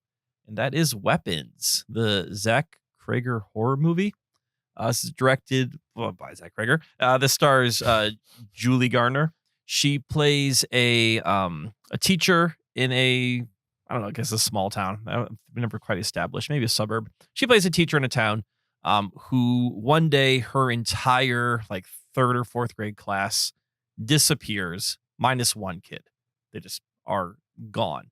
And then people see on the Ring cameras, all these kids just in the middle of the night got up and left their homes. And this is a horror mystery thriller about where these kids went, why they go there, and who is responsible for their disappearance.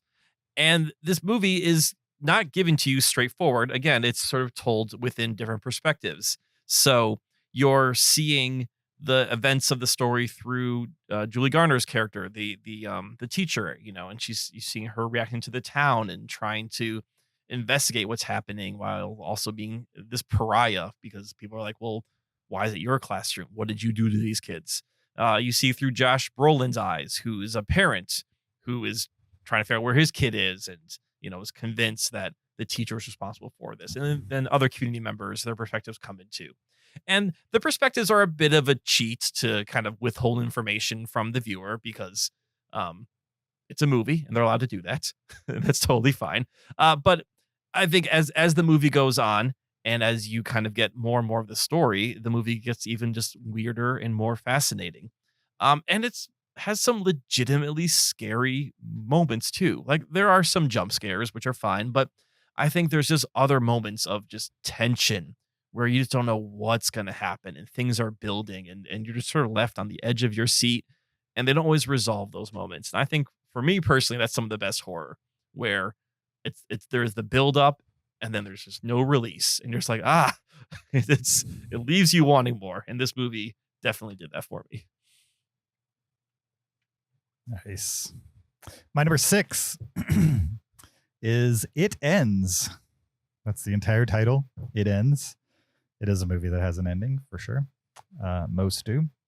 I love this movie. It's so. I like micro budget movies that make the most of nothing, essentially. And I feel like a broken record, but I'm not going to tell you much about this movie because watching it is an experience. I would say the mystery behind the movie is its greatest strength, and so I'm barely going to give it a setup. I'm just going to tell you 4 people, young people, maybe in their early 20s. They're in a car driving down a road, and stuff happens. And that's all I'm going to tell you. Wikipedia dubs it a horror film. I would say it's a thriller. There is a little bit of horror at the beginning, but it's one of those movies where the presentation of itself changes over time. And so the horror elements are pretty much over in the first 10 minutes or so, and the rest is no longer horror. I would say it's the characters trying to figure out the situation that they have put themselves in and come up with a plan, and a second plan, and a third plan, and a fourth plan, and a fifth plan. And it's if you like twisty movies that mess with your mind, time loop movies, it's not that, but if you like time loop movies, that type of stuff, then It Ends should be high on your list of things to check out. Unfortunately, right now it's in between release windows. Letterboxd Video Store had this streaming for like 2 weeks and then took it down. And now we're waiting for a theatrical release in 2026. So I happened to catch it right there in that window. I'm sure you could probably find it if you looked real hard on the Internet Library. But maybe wait for a theatrical release because I really enjoyed it. I hope someday, if you guys haven't seen it, you get to, and we will talk about it on the podcast because it's definitely a movie we could talk about for sure. So also 87 minutes, which landed it in my top 10 at number 6. It ends. Well, my number 6, I will spoil. Okay. It's a 2025 movie called The Naked Gun. Nice. And I saw this in the theater and I just laughed the entire time. I was having such a fun time with this movie. It just has gag after gag, and I was along for the ride. I just had a great time. I thought it was really well crafted. It was crafted by someone who loved what the original Naked Gun movies did, and it brought it to the modern era, but didn't try to change the sense of humor. It was the same sense of humor. It was really funny. And that, again, is the mark of a good comedy. It's my favorite comedy of the year. And I had a great time with it. I'm really glad I got to see it in the theater. So The Naked Gun, 2025. My number 6. Nice. My number 6 is Black Bag. And if there's anything that I love more than a action spy movie, it's a talking spy movie. Because real spycraft is talking. It's not action. Sure.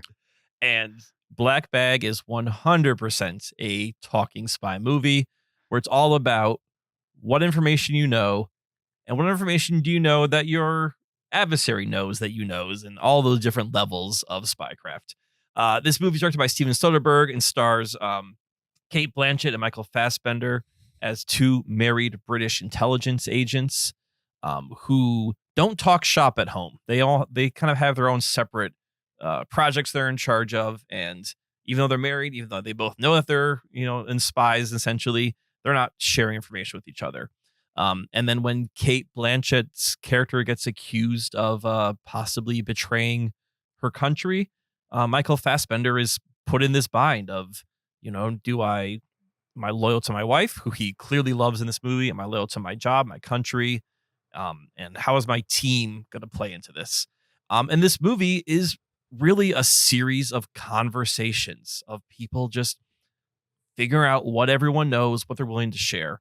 And the time these two main sequences are framed by dinner parties at the beginning of the movie and the end of the movie. And these dinner parties feel such like something out of an Agatha Christie story, where it's like, let's get all the suspects together and let's lay out what everyone knows, and then we'll work down to who is actually responsible for whatever crime or event has happened. This movie to me played like a incredibly well acted crossover between Agatha Christie and a spy movie. And it's just got great performances from Fassbender and Kate Blanchett. Nice. My number 5, we're entering the top 5 here, is the movie The Plague. Oh. Which is a psychological drama / thriller / low-key horror movie, I would say. Directed by Charlie Pollinger. I believe this is his first feature directorial debut. And it also is produced by and stars Joel Edgerton. So two Joel movies in my top 20 this year. Him and Richard Linklater really knocked it out of the park this year, evidently. This movie is about a kids water polo camp during the summer or some kind of school break. It's a bunch of teenage boys or young teenage boys, like maybe 12, 13, 14 years old, something like that. And there's one kid that's kind of new to the camp, and he's your audience surrogate, your fish out of water. And these boys they're just little jerks, as most teenage boys are, I would say, especially when they get together at some kind of summer camp. And so the movie is essentially about bullying for the most part. what makes this interesting is the name The Plague is so they decide that one kid, not the kid that you're following through the movie, has the plague. And so they don't want to associate with him. They won't sit with him at lunch. They are mean to him actively. He's socially awkward on top of that. And so the movie plays with the idea that this kid is being bullied by the others for having this quote unquote plague, but they don't really define clearly for you if that's a real plague or just them bullying the kid. You know what I mean? Like they toe this line where you're like, they might actually be right, that this kid might have something wrong with him, not mentally, physically wrong with him. And these kids aren't actually bullying him. They're smart. And so it plays with that. And it's just all the performances in this, they're all child performances. They're all very brave because the bulk of the movie are these kids at 12, 13, 14 years old in Speedos because it's a water polo camp and you couldn't catch me dead, even getting a photo of myself getting in Speedos at that age. And so just the fact that they're in the movie and they're walking around with their shirts on at that age immediately makes them brave, in my opinion. On top of that, they're all very good actors. There's like 3 or 4 boys that are clearly the main, actors in the movie, and all 4 of them knock it out of the park, especially the bully kid and the kid that's being bullied. But they're all just amazing. The tone of the movie really drew me in as well. I would say, I don't know if these actually influenced it, but these are movies in the same vibe or possibly having the same elements. Movies like It Follows or Dogtooth, a little bit of 8th Grade, the Netflix show Adolescence, all of those things kind of mixed into one gives you The Plague. And I really enjoyed it. I was surprised by where it went, surprised by its artistic presentation. And yeah, it's a good one, underseen. And if you get a chance, you should check it out. Sweet. My number 5 has been mentioned already. It is Sinners. Sinners. It's a 2025 film by Ryan Coogler, and it stars Michael B. Jordan, and Haley Steinfeld, and yeah, this movie is kind of genre bending. It is certainly entertaining. It has things to say, like there's depth there. It's not super spelled out. I feel like you could go a lot of different directions with it. It's something that could be discussed and like thought about. It's complex. It's interesting. It's exciting. It's a lot of things. I think it's definitely worth seeing. And I enjoyed it a lot, as I'm sure it's probably on all 3 of our lists, is my guess. But it's my number 5. All right. My number 5 is I believe previously mentioned, Marty Supreme. Zach, Yes. You mentioned this one, right? My number 9. Your number 9. Right. So this is the other Safdie brother. This one's directed by Josh Safdie. And this stars Timothée Chalamet. And this movie starts out, again, like a sports biopic, like Silver Smashing Machine, where it's a little bit more different sensibility to it, but you're following Marty Mauser, played by Timothée Chalamet, who is a rising ping pong like phenom in the 50s, and he's trying to bring ping pong to America, and he wants to do that by traveling to Japan and winning a championship. So like it's at first you're like, oh, okay, this is a movie about a guy trying to make it big. It's the little guy versus the big guy versus the system. And then this movie just goes crazy, where their event after event happens to Marty, and he's definitely responsible for these events occurring. But anything that could go horribly wrong in these moments go horribly wrong to the most extreme way. And part of it is because he is this narcissist who uses everyone to get his own gains. But also this is just a movie where the wildest thing will happen and does happen. And I did not expect the turn this movie is going to take and how intense and out there it got to be, yet it was there and I was totally there for it. I also, Timothée Chalamet, slowly coming around on this guy. It's been taking a while. It takes a while to steer the ship, right? And so far the ship seems to be turning a little bit. So still don't know if I like Timothée Chalamet as a person from what I see in public, but as an actor, maybe he's got something going on there. Zach, do you think Kyle watching Wonka would improve his perception of Timothée Chalamet, or the opposite of improve? Right, because remember, right now it's getting better. Performance. It's getting better. It's a good performance. It is. But you think that knowing me, I don't have to see the movie. You think knowing me is going to keep pushing me in the I like Chalamet direction. It's not going to push you back in the I'm not sure about this guy. Yeah, because the deck's stacked against him. Like he is not a draw for me to a movie. And you like Charlie and the Chocolate Factory. I like Willy Wonka. And the Chocolate Factory, and some people wouldn't even see this movie because it was related to that one. Yeah. So he's already entering the movie, not liking the star, not liking the idea of the movie. So you're saying all things considered, this would be a net positive, a net gain for me to see Wonka. Yeah, here's the thing. You're slowly coming around to him. It's not because he's getting better. It's because you're letting go of your former prejudice against him. So as your prejudice is being slowly ebbed away by seeing his good performances, Wonka will continue that ebbing until you are his super fan, and then nothing will bring you down. Did you see the Bob Dylan movie from last year? No. Complete Unknown? No, you should see that too. I mean, those are like his 3 movies, other than the Dune movies. But like those are like his 3 movies where he's clearly a character, and they're all 3 good. He plays them well. Okay. Yeah. All right. The Chalamet Renaissance is on. My number 4 is a movie that's one higher than on Kyle's list. It's Marty Supreme. I don't have much to add that Zach and Kyle didn't already go over.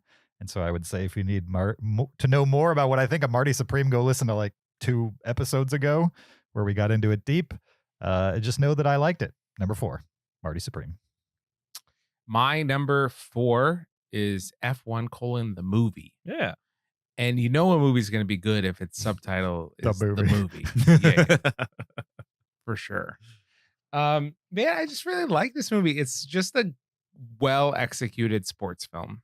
And there's nothing more satisfying than a well-executed sports film. I mean, there's just something about that formula that's just fun to watch, and it's exciting, and it's great. And F1 is that. Brad Pitt, certainly a superstar for a reason. The man is charismatic and can act and can carry a movie on his shoulders effortlessly. And I don't know anything about F1 racing or Formula One or anything like that, but the movie gave me enough where I could know what was going on and why it was important. I do think that he was kind of not cheating, but like definitely kind of playing a little bit against the spirit of the sport. But if that's what it takes to make a F1 race interesting, then go for it. Use a little strategy. And I had a lot of fun watching this movie. It's super easy to watch, and I liked it a lot. So F1, the movie. Zach, have you watched the Netflix F1 reality series? I have not. No. There's like 4 or 5 seasons already, and F1 motivated me to start watching it. And the first season was great. I was super impressed. Now that you've seen the movie and you know a little bit about F1, sliding into that series, it's a docu-series. Like, it's not like producer heavy-handed reality show. It's okay. I gotcha. What's it called?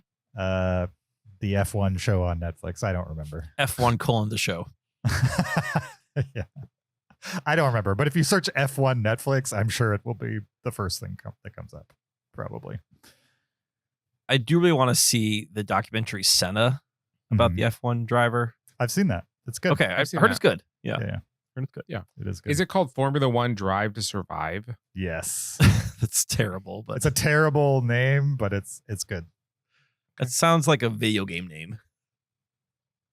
for sure. All right, my number 4, the previously mentioned Warfare. This is, I believe, co-directed by Alex Garland, as well as another guy, Ray Mendoza. And yeah, Zach set this up. This is sort of a more or less in real time retelling of an operation in Iraq that goes bad for a bunch of a group of Navy SEALs. And this movie has just stuck with me the entire year. And I think it's because of the visceralness of this. I mean, this is a movie that a lot of movies have done, like War is Hell, and it's hard and it's damaging. But this movie is maybe the closest you could get to like a documentary. I've never been in war. I hope never be in combat. But I mean, this movie felt like we have a camera in this battle, and you are experiencing what these soldiers are experiencing. And there is no flinching from the heroism that you're seeing. There's also no flinching from the awfulness you're seeing. There, a character gets shot and they're waiting for the medvac, and it's going to take 10 minutes for medvac to arrive. And we spent 10 minutes in the room with this character screaming in pain as they await help to come. And it's the longest 10 minutes, because you would imagine, like, if you are in that kind of pain and that kind of panic, no amount of time is going to feel like a short amount of time. So, I mean, I think for a lot of people, this is, hopefully this is a hard movie for everyone to watch. I don't know if I'll ever watch this movie again, but it's done so well and so effectively, and has just stuck with me throughout the whole year that it had to be in my top 5, and number 4 is where it is. Nice. Cool. My number 3, my third favorite movie of all the movies I saw from last year, is Ari Aster's Eddington, which I was pretty high on. I think this is probably the last time it'll appear on any of these lists. I doubt Zach has it in his top 3, but you never know. He might surprise us with a rewatch or something. Yeah, Eddington, the COVID-19 movie, but Kyle set it up. Small town. You got a sheriff. You got the mayor. You got the Denzians. Denizens. That's what I was going for. Denizens of this small town, and how they're reacting to the pandemic, the COVID-19 pandemic. They all, like the rest of America and the world, I'm sure, had their own opinions as the pandemic played out on what they should and should not be doing to fight the pandemic or ignore the pandemic, one or the other. And that's the backdrop to all these just interesting, quirky characters. What I like the most about the movie is that it feels like this movie judges everybody, right? It's like we were all wrong about everything. We took everything to the extreme. It doesn't really matter which side you were on. You probably took it to the extreme. If not physically, in your brain, you probably did that. I don't know how much truth there is to that. I personally feel like some people underreacted and some people overreacted. Probably the truth is somewhere in the middle. And I think that's probably what Ari Aster was getting to. I don't think that was his main reason for making the movie. I think he just used the pandemic as a backdrop for conflict between characters who have different viewpoints. There's a weird cult angle in this. There's conspiracy theories going on. There's political angling. There's murder and mystery and intrigue and a killer kind of last 30 minutes of the movie. This has the best shootout of the year for me in any movie. Which is kind of shocking because the rest of the movie is not headed that direction, I would say. It's satirical, but not so satirical that it doesn't feel like they're trying to play it straight. And it's not till you get deep in the movie that certain things happen, like the private plane with the signs and stuff, where you're like, oh, this is like hard satire, but just Ari Aster style, basically. Yeah. Beyond the movie itself, Ari Aster has made 4 movies now that are just they're killer. I mean, they all kind of have their own unique style to them while also feeling similar. They, like, I can clearly see a through line as far as a director goes. I've loved all four of them. Even Beau is Afraid. They're all anxiety movies. They might have different presentation, but they're all anxiety inducing. And I understand if that's not your bag. I didn't think it was mine, but evidently it is, because he keeps making what he wants to make, clearly, and they keep working for me. Eddington definitely continued that trend. My third favorite movie of the year, Eddington. Nice. Well, my third favorite movie of the year was just mentioned by Kyle recently. It is Black Bag from 2025. Nice. I had such a great time with Black Bag. I really like Steven Soderbergh. I think he's a really talented director, and he makes films that interest me. And I love a good dry spy film, which Kyle described this as a talking spy movie. I like, just a boring spy movie where kind of like smart elite spies are playing chess against each other. And this one was cool. Michael Fassbender is cool. I liked the bevy of cast. I like that there's almost James Bond in this. It was a fun, quick, easy watch. 90 minutes, like you guys like to say. And it had just a cool, classy vibe to it. And I liked it. I want more of this kind of thing. And Black Bag, my number 3 of 2025. I think my number 3 might be unique. It is 28 years later. This is the Legacy sequel to the 28 Days / Weeks franchise. I saw 28 Days Later when it came out in theaters 20 odd years ago. And thought it was interesting. I liked it. But never didn't really think about it. Skipped 28 weeks later. And then when I heard that Danny Boyle was making like a sequel to all these movies, I was like, why? This is interesting. I was intrigued by why Danny Boyle was kind of bringing this franchise back with Alex Garland again, who worked on the previous movie that I mentioned. And this movie got me excited for zombies again. This movie got me excited for this franchise again. And I was impressed. Number one, this movie is a Danny Boyle film through and through. There are, it's just weird enough. It's just violent enough. There's, crazy camera tricks to shoot some of the zombies and some of the violence. This is not a standard production. This is definitely a Danny Boyle film. So I like that aspect of it. But also in work with Alex Garland, like most good apocalypse movies, we're not focusing on the greater danger, like, the zombie or the virus or the whatever. Like it's how are humans who've now been living with this for nearly 3 decades, how are humans responding to this? How are they trying to be their best or be their worst? We've gone past the collapse, and now we're at the are we surviving or are we going to thrive phase of things? And that's the big question in this movie is like, what does survival versus thriving look like in this world? I really liked the Jodie Comer character who's in this as like this sort of the mother of this child. She is ill.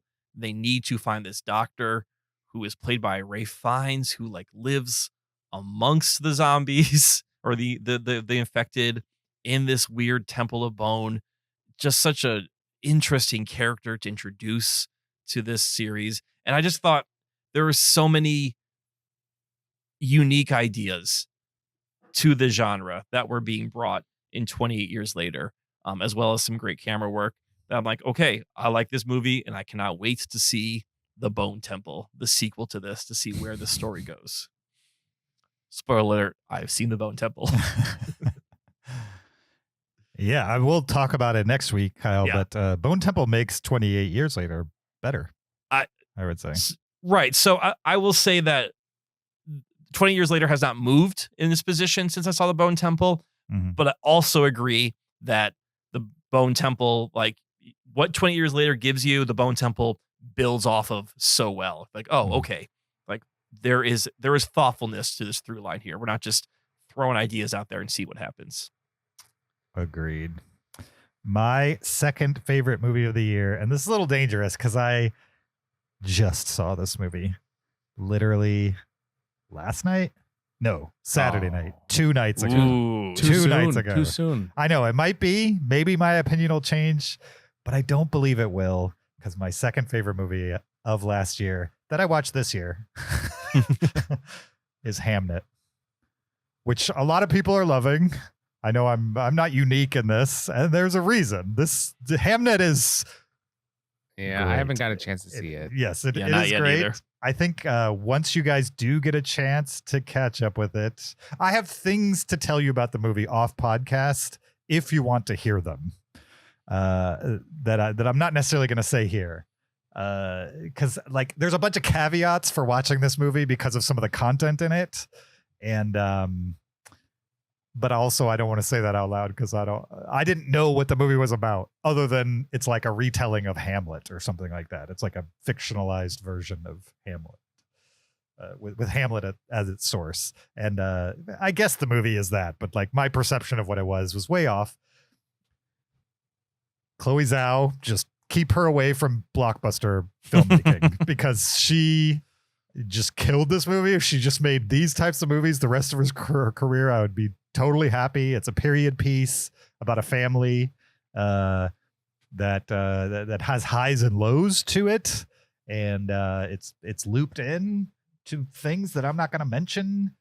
I don't know if people need to go in cold on this movie, but I was very cold, and so it was all a surprise to me. And I loved all the surprises, and that's why I'm not saying much about the movie. Again, I feel like a broken record. The other thing I will say is that the movie's about family and trying your hardest to provide for that family, despite many odds being against you, and forgiveness and understanding other people's perspectives. And the last thing I'll say about this is that I cried during the movie, and movies can make me tear up.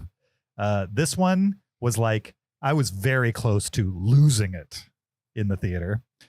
And that was right at the end. And then when the credits rolled, there's maybe 20 of us in the theater. All but 3 of us got up, me watching the movie alone and a few rows ahead of me.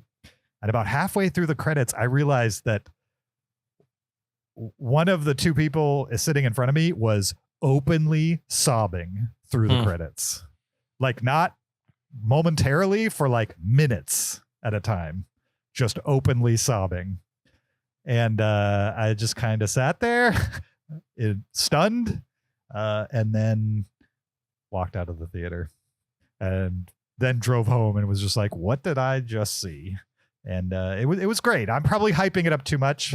I enjoyed it a lot. It was so close. I really want to make it my number 1, to be honest. But number 1, we'll get there. My number 2, Hamnet. All right. Sounds like a strong number 2. My number 2, I think, came as a surprise. It did appear on Kyle's list.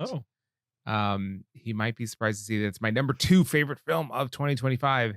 It is Predator: Killer of Killers. Number 2. Wow. Wow. I love this movie. Nice. It was so great. Yeah. It was really, really well done. It's a triptych film. It tells 3 stories of these different killers from different time periods. It is all shot in kind of this, watercolor rotoscope kind of style. I don't know how you describe it. Not like how I did. Painterly. But, yeah, painterly style. Impressionistic. Like slow frame rate almost. And it's so well done, from the writing to the action to the like cleverness of the plot. There's some things that I watch and I'm like, okay, I'm not a writer, but if I was a writer, I could write something like this. There's no like cleverness in there. This movie, like other movies that I'm impressed by, have like cleverness, where it's like little moments of the plot hinge on like a bit of cleverness that and you have to have 15 of those, in a movie, and they did. And it's just like, it's impressive to me. And this movie stayed interesting and fresh and new and novel, and super well animated, super well voice acted. All three stories I thought were equal to each other. There wasn't like a dud or a standout, although there's probably one I liked best. But it made me really excited that such an old franchise is putting out experimental extensions of itself that are super interesting. And so, yeah, for all those reasons, and six more that I won't mention, Predator: Killer of Killers is my number 2 favorite film. Zach, And go I ahead. didn't openly weep during it. So, but maybe number 1, we'll see. Yeah, Kyle? As I was going through my list this evening and I saw that I had Predator at number 8, I was like, can I justify Predator: Killer of Killers being in my top 10? And I stuck by my guns, and I'm glad I did, because now I feel vindicated by your number 2. Yeah, It's a good one. it's a good one. Yeah. Another good one, which I was surprised you guys had. Maybe not. I wasn't surprised that Zach had it so low in the top 20. I was surprised that James had it as low in the top 20. My number 2 of the year, the previously mentioned from both of you, One Battle After Another. This is the PTA film. You guys have captured so much of what makes this movie great, especially the supporting cast. I think this is what the supporting cast is what really makes this movie amazing to watch. What for me stood out about this movie, and it's even more so now than compared to when it came out, 6 months ago, and boy, what a long 6 months it has been, is how much this movie captured America in this very moment. Considering that when PTA wrote this movie, directed this movie, he didn't know the direction America was heading in necessarily. But the fact that he had the pulse on America, on our society, on our political landscape, to make this movie about revolutionaires and, border enforcement and these sort of secret police forces acting on their own through the guise of immigration.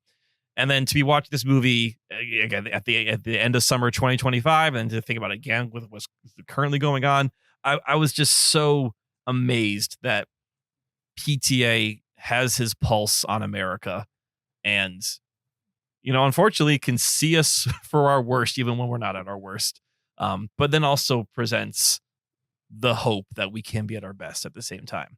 So this movie really spoke to me. I'm looking forward to watching it again. I'm sure it really spoke to me even more. And that Sean Penn performance, if that's not the performance of the year, I don't know what is. It's definitely the flashiest performance of the year. It's it's impossible to ignore. You know what I mean? Yeah. I liked it too, but I understand if other people are like, I don't know about this. For sure. Although it seems like everybody loves that movie. Okay. Speaking of movies that seems like everybody loves on some level, Weapons, my number 1. All right. Which might have been obvious to some people. I really loved Weapons. I only gave 2 movies this year 5 stars, Hamnet and Weapons. Weapons, I've seen it 2.5 times now. And so unlike Hamnet, I'm pretty solid on this being my number 1 or number 2. Directed by Zach Krieger, as Kyle mentioned, starring Josh Brolin, Julia Garner, Alden Ehrenreich, Benedict Wong, bunch of other people. Oh, Amy Madigan. We can't forget her. She's amazing in the movie and will probably win awards. She is winning awards right now for the movie. She kind of plays the bad guy in the movie. Oh, she plays the relative. Yes. Okay. Who Amy Madigan has a pedigree that you would be surprised by. I forget what I learned about her, but she, what is it? I'm not going to remember. I'll try to, whatever. Pedigree as in acting work or pedigree as in family? You've seen her in other movies. Okay. From a long time ago. She's in one that most people would consider like a classic. And has a Uncle Buck memorable role in it, possibly. I really loved Barbarian, Zach Krieger's other movie. Weapons just is that and more. It's so good. in case you don't remember from when Kyle talked about it, these kids all at the same time in the middle of the night get up out of bed and Naruto style run out the front door, seemingly into the darkness. The next morning, a teacher goes to her class, and there's only one student that arrives. All the rest went missing overnight. And so, of course, the town thinks she must have had something to do with it. She must have influenced them somehow or abducted them, or they have no idea. They're just they're grasping at straws because they really just want to find their kids. They want to find out what happened to their kids. And the teacher is the closest person to blame, essentially. One of those parents, played by Josh Brolin, goes on like a little detective mission. He decides the police are not doing enough here and tries to kind of unwind what happened to not only his son but the other kids in the class.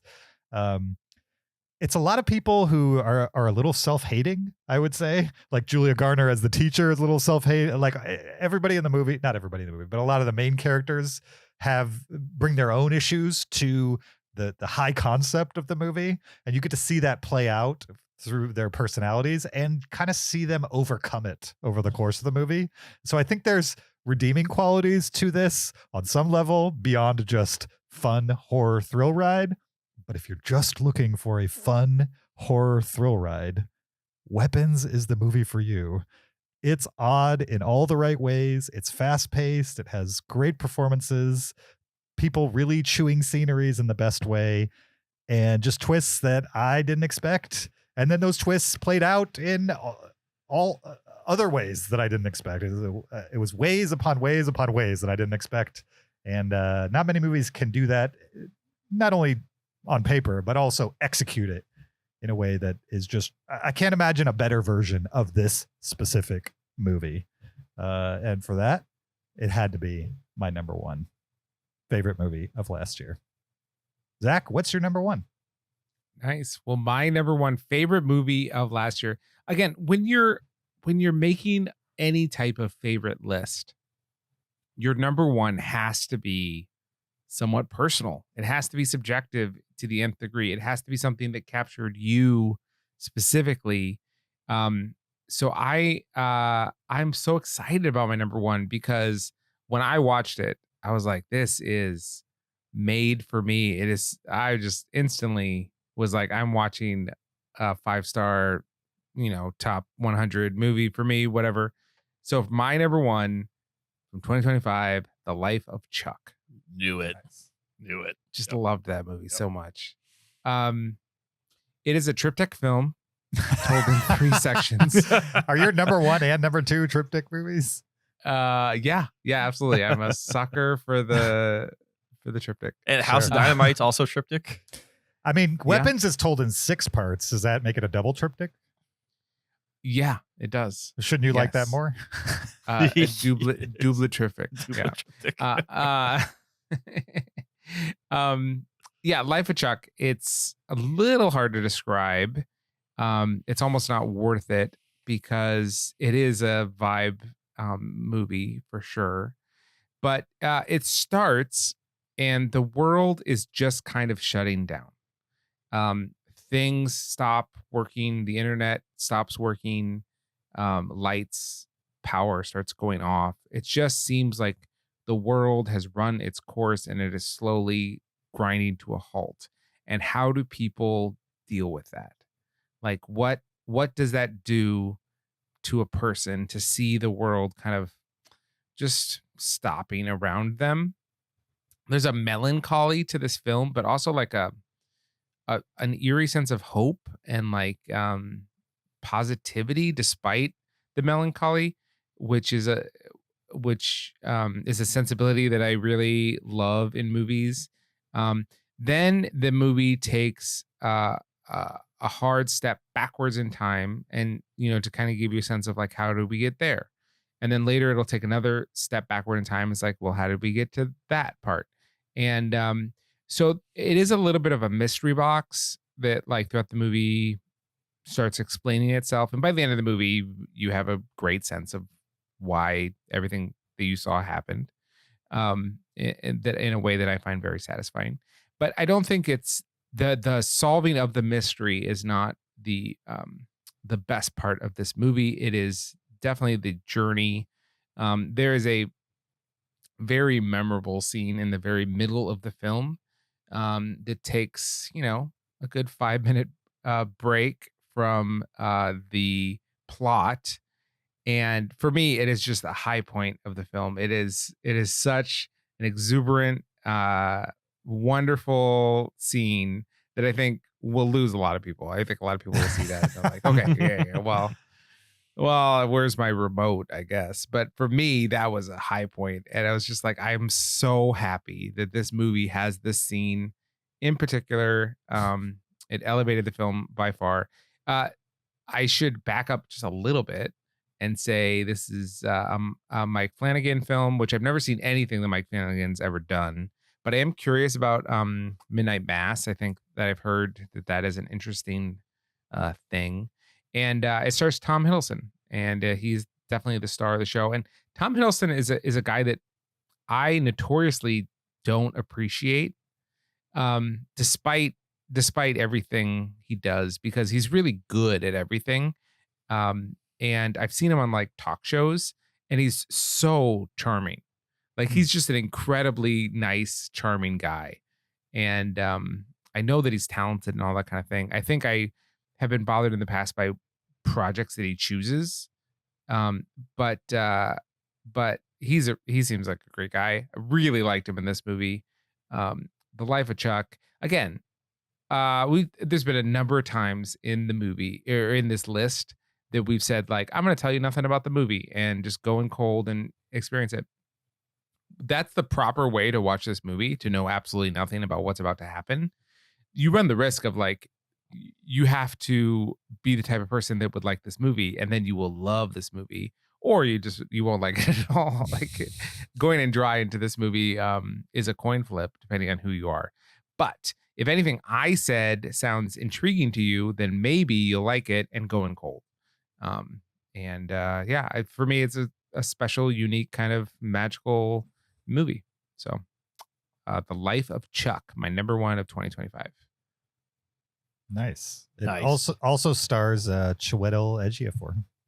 It does, and he's great in it. Oh, And Chiwetel, Jacob yeah. Tremblay. Chiwetel. I know. Zach, I just watched another Jacob Tremblay movie called Sovereign. Okay. That I'm not necessarily saying you should check out, but if you want to see more Jacob Tremblay, he was good in that. It's about sovereign citizens. You know what that is, roughly? Yeah.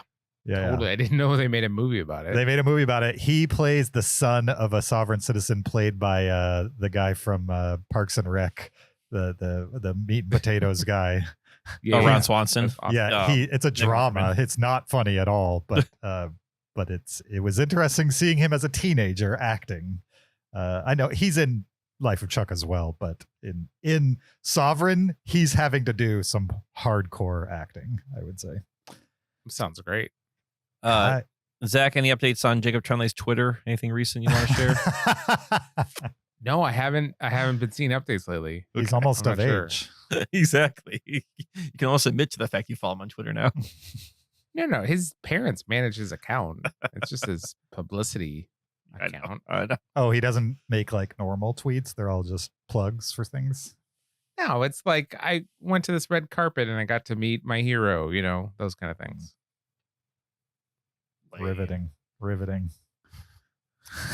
Oh, Kyle, hit us. My number one, it was an early number one of 2025 and just kind of stayed there all year. Maybe not a huge surprise, but this is Sinners. I think this movie is it's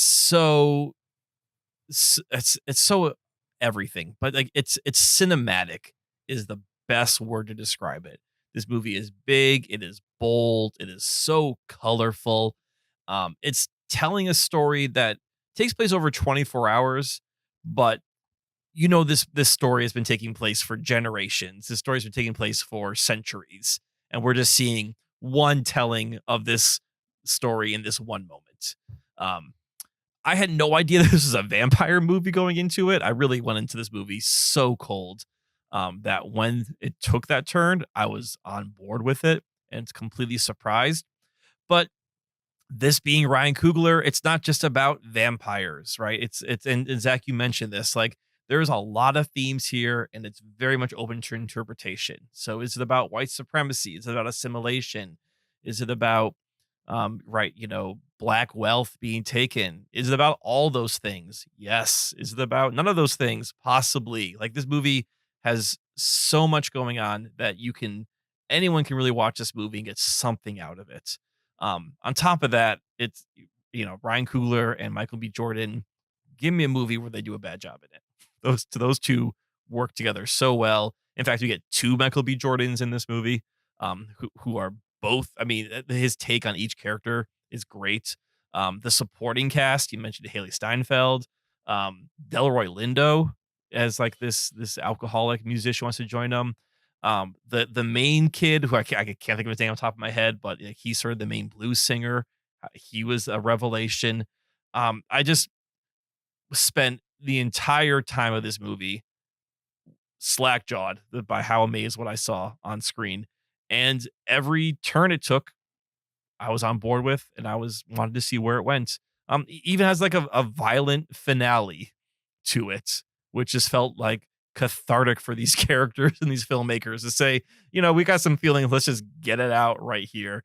This movie's got like 3 epilogues to it where it just keeps going. Like you can tell that Ryan Coogler had so much story he wanted to tell. He did not want to end this movie.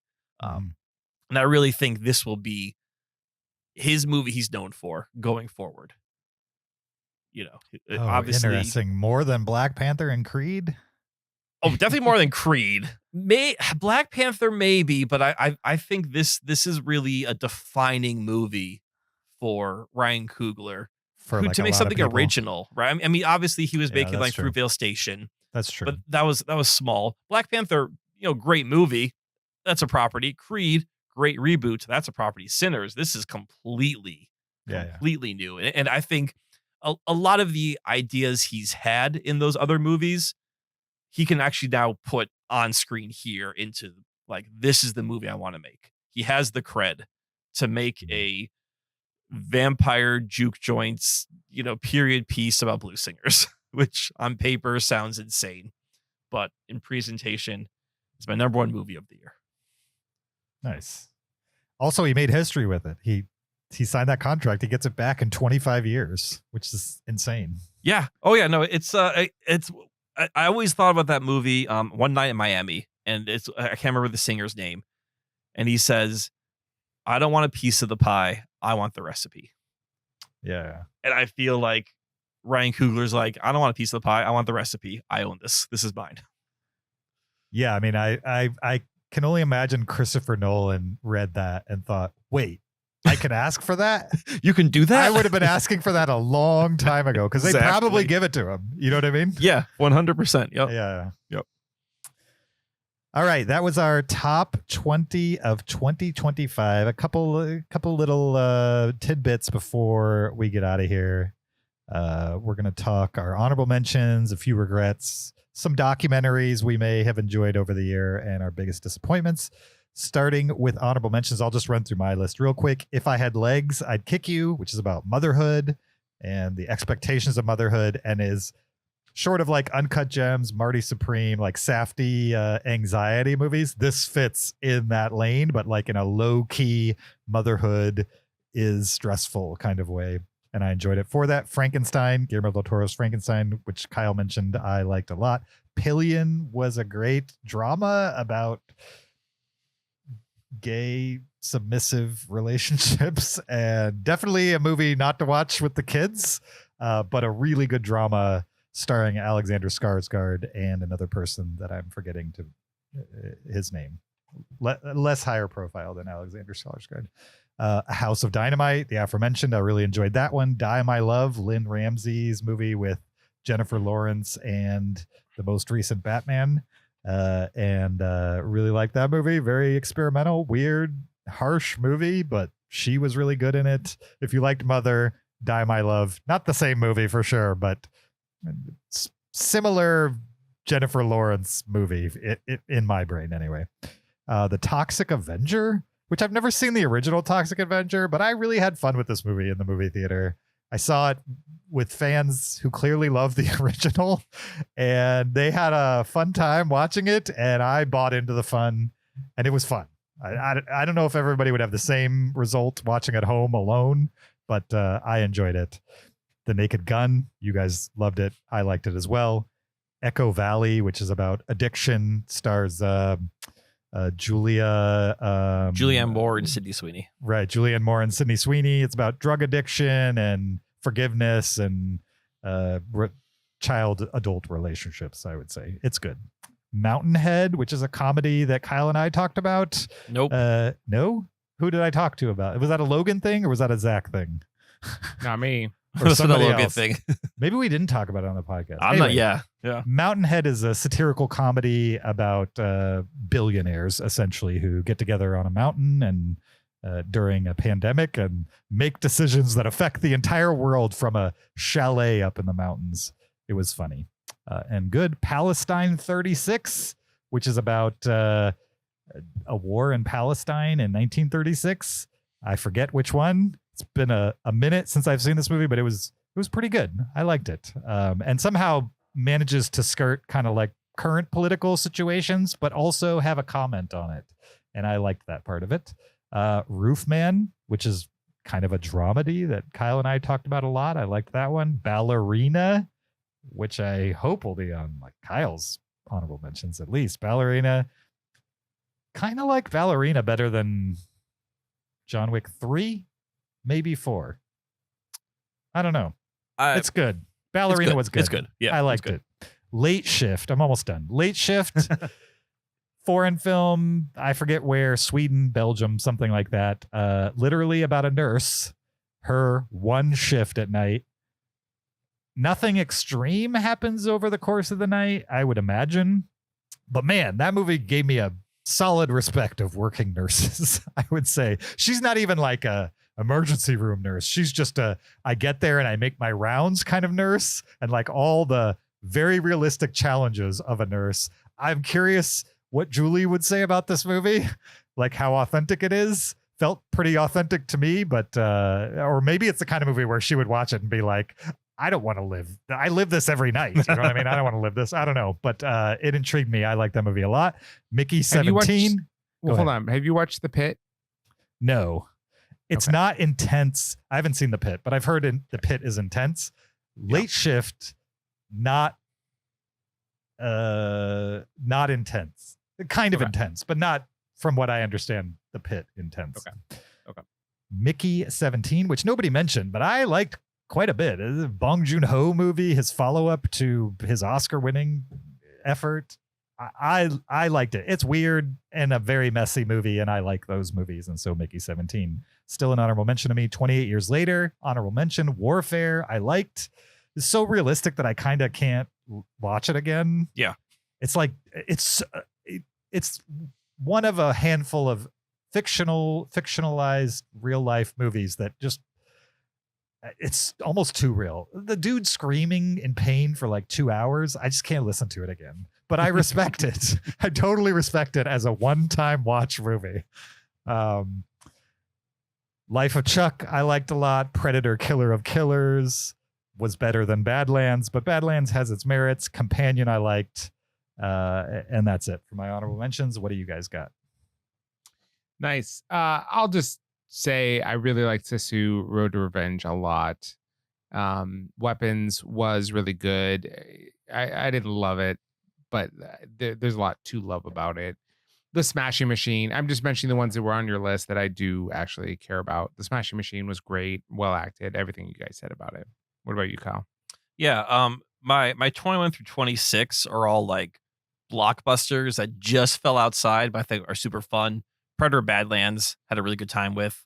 Took Galen to go see it, and he had a blast at that. Fantastic Four: First Steps, I thought was another well done Marvel movie. I liked even though it's a world ending scenario, it's still the focus on this family, and to see Galactus on screen was awesome. Ballerina, it was unique. Gave me a new fight style within the John Wick universe and some unique fight sequences. So that just fell out. Tron Ares, I thought it was a roller coaster. I saw it at 3D IMAX. The music, it was a ride, and I was totally there for it. I'm sure if I sat and watched it at home, I'd think it was the dumbest thing, but in the moment, really liked it. F1 was fun. I'm glad, Zach, that I made your list. And then Avatar, Fire and Ash. A movie that I saw recently that surprised me is Sketch, and this is released by Angel Films, who do like a lot of more Christian conservative movies. Like what's the big one about trafficking starring Jim Caviezel that they did? Sound of Freedom. This is the Sound of Freedom studio. I didn't know this going into it. This is a kids movie. It is not conservative Christian coded whatsoever. So I have no idea why Angel Studios released this. But this is a kid friendly or kid accessible horror thriller. It's about like a girl who she's going through some issues. She draws disturbing pictures.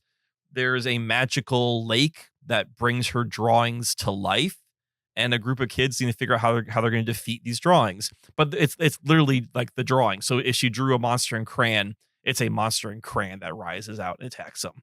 So it's not gory, it's not jump scary, but it has horror cues, it has horror moments. That's all very kid friendly and accessible. So I would say older kids should check that out. Do not show too young kids, Zach. They would no. But I think for older kids like Galen's age and above, totally accessible movie to watch. Roofman mentioned again, not what I expected, but really dug it. The Day the Earth Blew Up, which is a Looney Tunes movie, which is just kind of like classic Looney Tunes slapstick. I saw it early in the year. It kind of fell in the middle of my list, but has a good time at it. Wake Up Dead Man, great Catholic movie. Okay, mystery. And then again, another blockbuster that surprised me was Jurassic World Rebirth. Just because it kind of went back to the silly formula of like, let's go put humans up with dinosaurs. And there wasn't a ton of plot to it. It was just some fun dinosaur action that I was there for. Nice. Awesome. Moving on to our regrets. Now, these are just simply movies that we didn't get to see for one reason or another. Either we didn't have access to it or we just didn't have the time to catch up with it.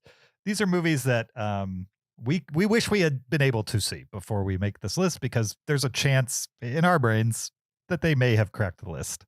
And for the first time ever, I simply have no regrets. I saw everything on the top line of my list. Took 11 years for us to get there, but there it is. No regrets. Zach? That's awesome. I have lots. Yeah. Some of them are just because I've heard you guys talk about them, and although I don't necessarily know if they're movies for me. Like, so for instance, Ash. I don't know if that's a movie that I will really connect with, but both you seem to like it. So I liked it visually. I mean, okay. It's a movie where I don't know if it holds for me. I don't know if it holds up upon examination, if you like think about it, but just what you're seeing on screen is pretty cool. It's so unique in that aspect that it kind of overcomes a plot line that's a little, I don't know. Yeah. Okay. Ephus is a movie about guys that play recreational baseball, and I've heard that it's really funny. Okay. And nostalgic and good, and so that's one that I thought would be fun to check out. Good Fortune looked interesting. It Ends. It really intrigues me. No Other Choice was definitely one I wanted to check out. Roofman, I never got a chance to see. Surratt, The Mastermind, which is about a guy who steals art and then doesn't know how to like get rid of it, or convert it to cash. I saw it. It's a Kelly Reichardt movie, and it's not bad, but it's a heist movie where nothing happens. So. Sure. The Running Man. Just wanted to check that out, and I didn't get a chance to. The Voice of Hind Rajab, which is kind of like a 911 operator trying to help like find a girl, and it looks really good. Yeah, she's like buried in rubble or something like that, or it looks intense. I think it goes beyond that. Like, it's a real 911 call, and then the 911 operators are actors, and the voice on the other end is an actual little girl from an actual 911 call, or whatever they have in their part of the world. Yeah. Not necessarily 911, but. And then from your guys' list, you talked me into a Vulcan Isadora, something that I need to, Okay. All check right. out. So Wow, you we'll hid see what- that you had seen that one very well. Yeah. I would have no idea. You haven't seen it. It's on Yeah, your no, that regrets. was a regret. Yes, Yeah, that was a sorry, regret. sorry. Yeah, that'd be the surprise of the podcast. Oh yeah, I caught Vulcan's door. All right, right. And my number one I is- regret seeing it. I think some people would regret seeing Vulcan Isadora. So Probably. it's not for everyone, but it's unique. That's for sure. Yes. Yeah, a couple things I didn't get to. Grand Theft Hamlet, which is and Hamnet is definitely on my list. oh yeah, Hamnet. Yes, yep. Hey, sorry, any other, Zach? No. Okay. I thought you were done. I apologize. Grand Theft Hamlet is people trying to act out Hamlet within the Grand Theft Auto online universe. It's just supposed to be weird. Interesting. Yeah, I'll check that out. Life of Chuck, want to see that, especially since it's Zach's number one. The voice of Hind Rajab, Hamnet, Eternity, which is Miles Teller and Elizabeth Olsen. It's like a post-life rom-com or something. I saw it. Good date movie, I would say. Okay, good. So yeah, I'll watch it, Megan. Blue Moon, Predators, which is a documentary about like To Catch a Predator, that Dateline show. The Secret Agent, which is a Wagner Moura movie, Brazilian film that I really want to check out. It Was Just an Accident, The Mastermind, Die My Love. Probably that. And then I don't know if it came out this year or not, but I really want to see Megadoc, which is the doc about the making of Megalopolis. Yeah. Megalopolis. Megalopolis. I'm not sure if it actually came out or if it just was like doing festival stuff and hasn't got released yet. So More like Megaflopolis, am I right? that's my joke. That's literally my. I'm sure that joke's been made like a million times. Yeah, no, that's my review of that. But, so yeah, some things I want to check out still. Perfect. We may or may not have watched some docs this year. I said I have no regrets. Probably my biggest regret is not watching more docs, which was my same regret last year and probably the year before that. For some reason, I'm just not finding the time for these, even though I love documentaries. I don't know why I'm not mainlining them all year long. Me too. But it's the 4 documentaries I watched this year, because I feel like I've seen more than that, but the 4 I marked in Letterboxd: The Perfect Neighbor, which was good. It's on a lot of best docs of the year list for a reason. It's on Netflix, easily accessible. It's a movie told with body cams in the United States, and it's neighbors who are warring and are constantly calling the police. And it's not a light movie. It's an intense movie that deals with real mental issues, I would say, and it's very good. John Candy, I Like Me. I like John Candy. I liked John Candy, I Like Me, for sure. Definitely made by people who really like John Candy. I don't know if he had demons, but they're not present in this movie, for sure. Secret Mall Apartment was pretty good. It's about these artists, punk artists, I would say, who build a room in a mall without anybody knowing they did that, and then kind of in their mid-20s using it as a hangout for years, staying overnight there, literally moving furniture and creating an apartment in the walls of a mall. And it was good. And then finally, 2,000 meters to Andrivka. I don't know how you pronounce that, but it's a war movie that follows Ukrainian soldiers who wear GoPros on their head during one specific surge. And they kind of plan to use the footage to convince the United States, amongst other allies, to give them even more money. They were trying to show that they could win. They could have a big win.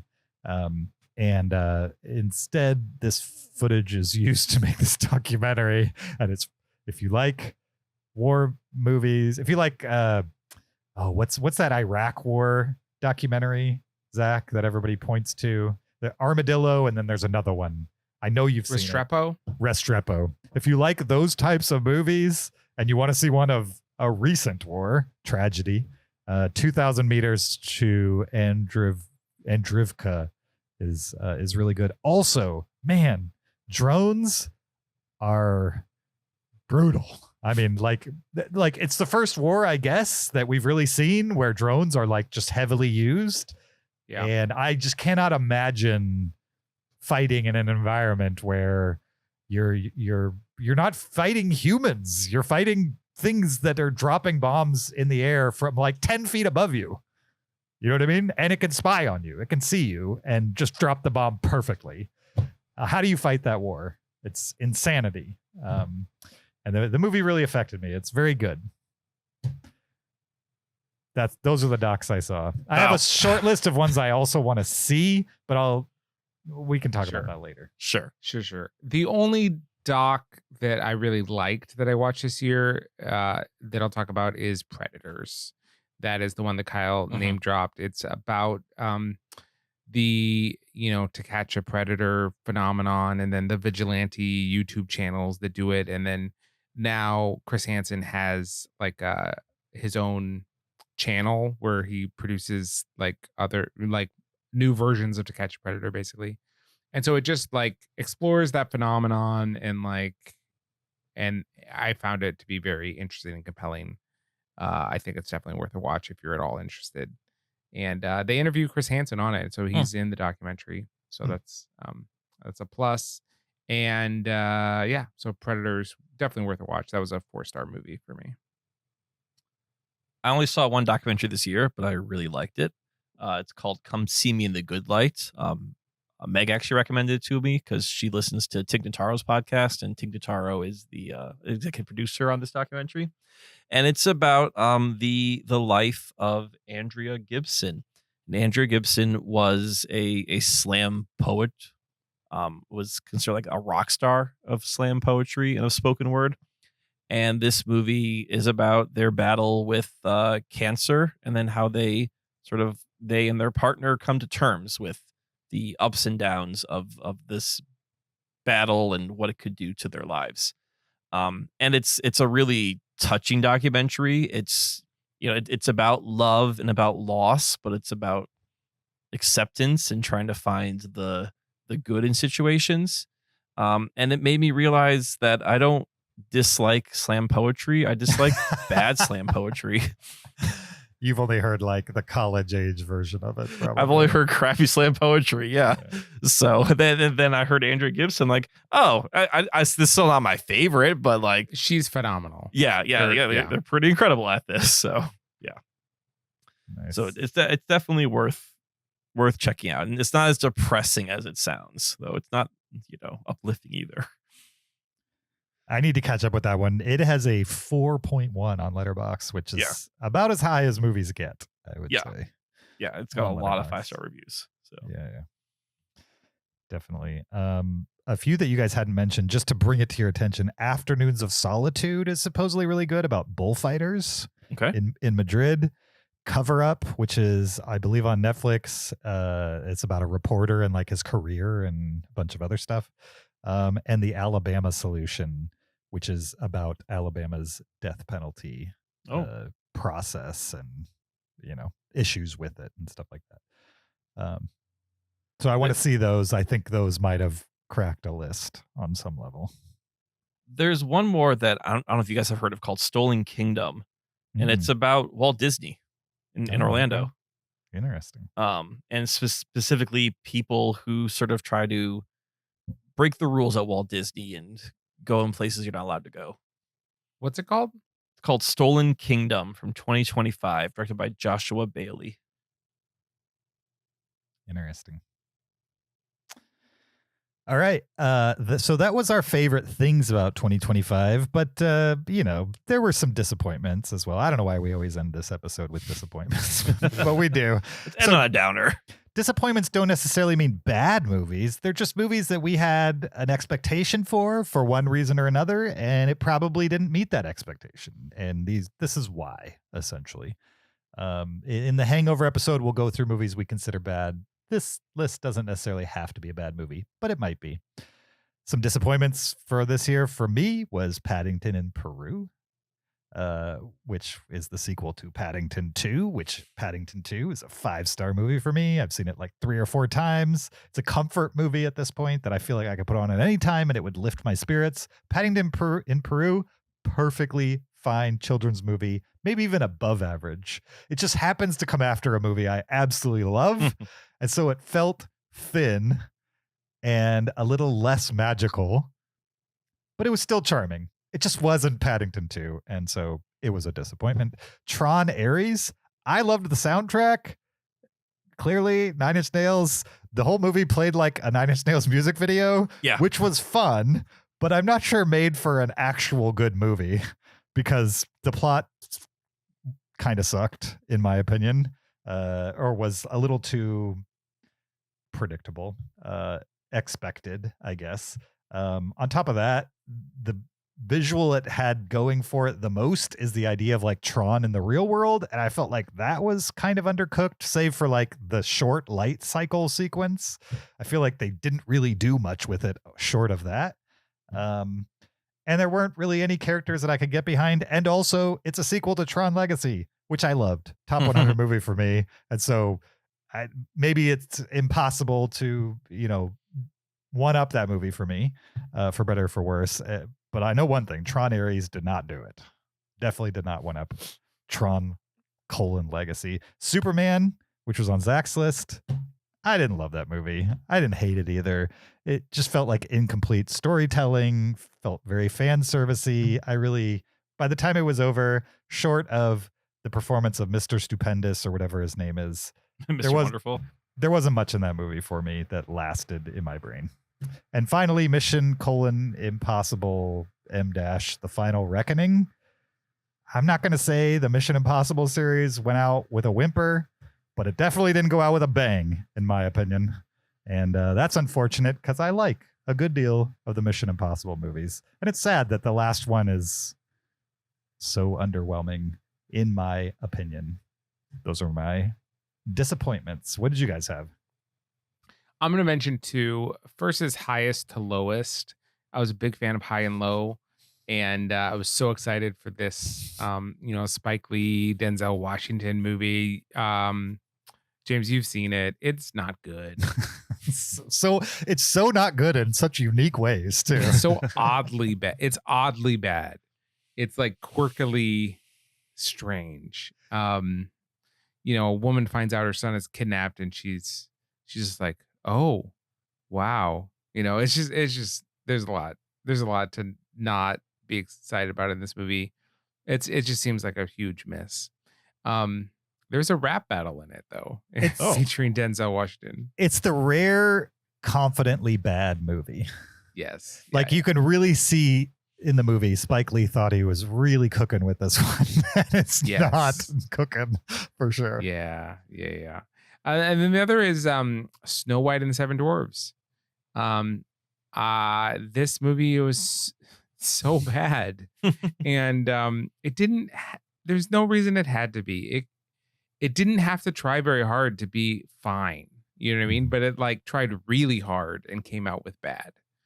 The song, like the original songs, are great and memorable, and then it just added a lot of bad songs to it, and skipped some of the real ones, and had really strange looking computer graphics, and added a whole an entire subplot of like a band of merry men, and like it's just odd, and the whole movie just was a mess, and it's too bad. It could have been another entry in the fine live action remakes.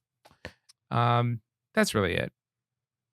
I haven't seen Snow White, the original, in a long time. Is there another memorable song besides Hi Ho, It's Off to Work We Go?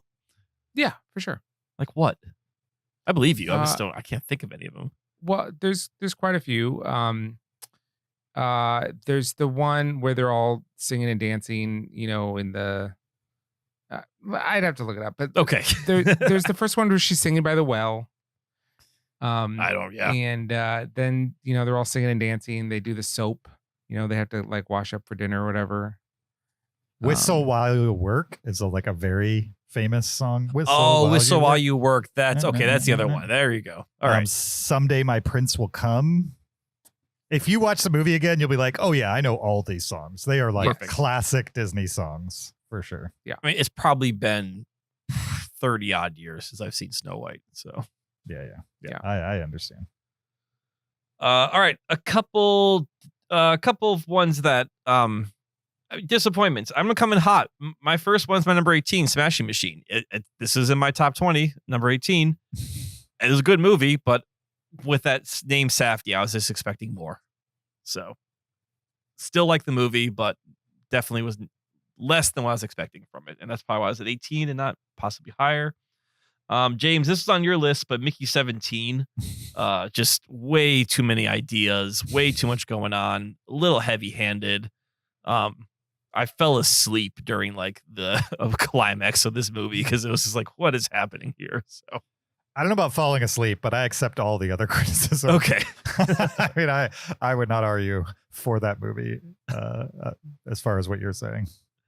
Caught Stealing, the Darren Aronofsky movie with Austin Butler. Oh, yeah. It's such a forgettable movie. And like when you hear Darren Aronofsky's making like a 90s period crime thriller, you're like, oh, sweet.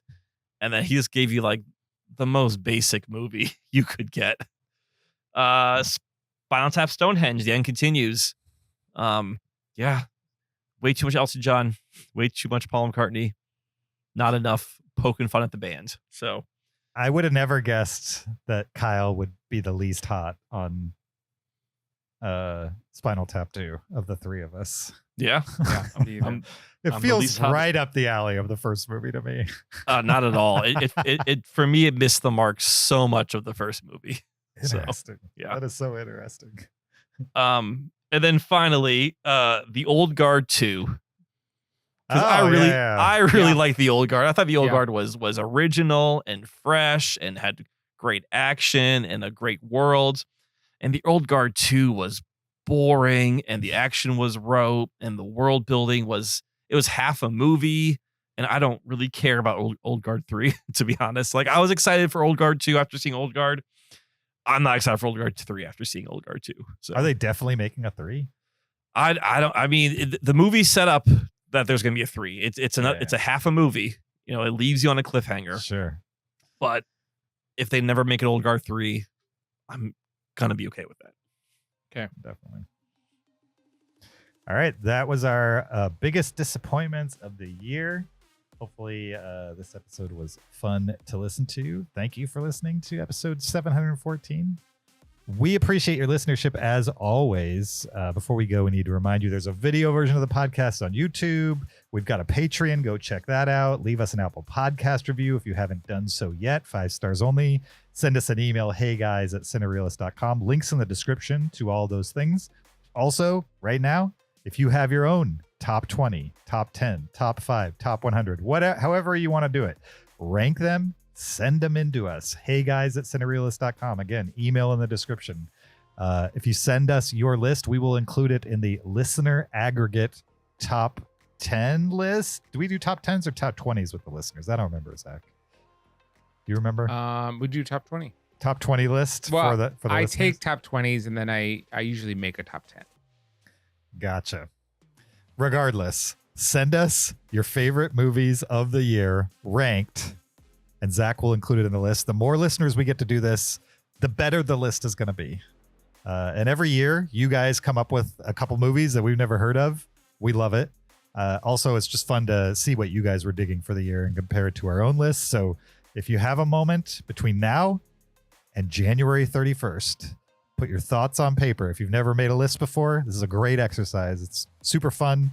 And there'll be a reason beyond you just doing it for yourself. Send it in to us, heyguys@cinereelists.com. Link in the description of this episode.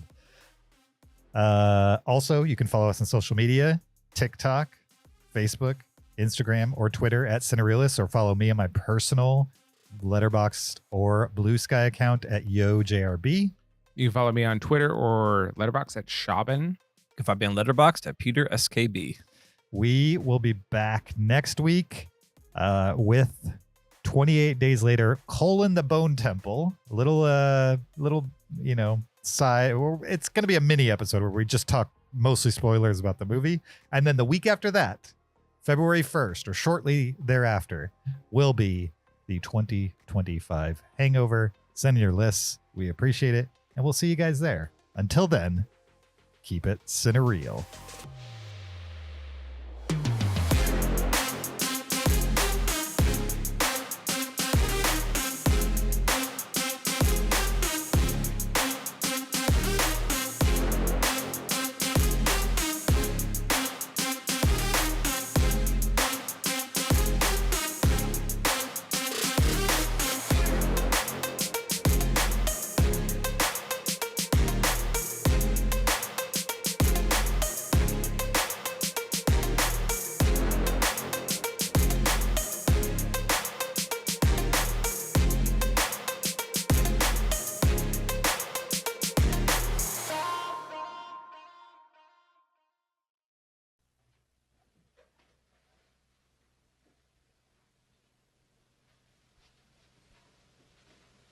You're still here?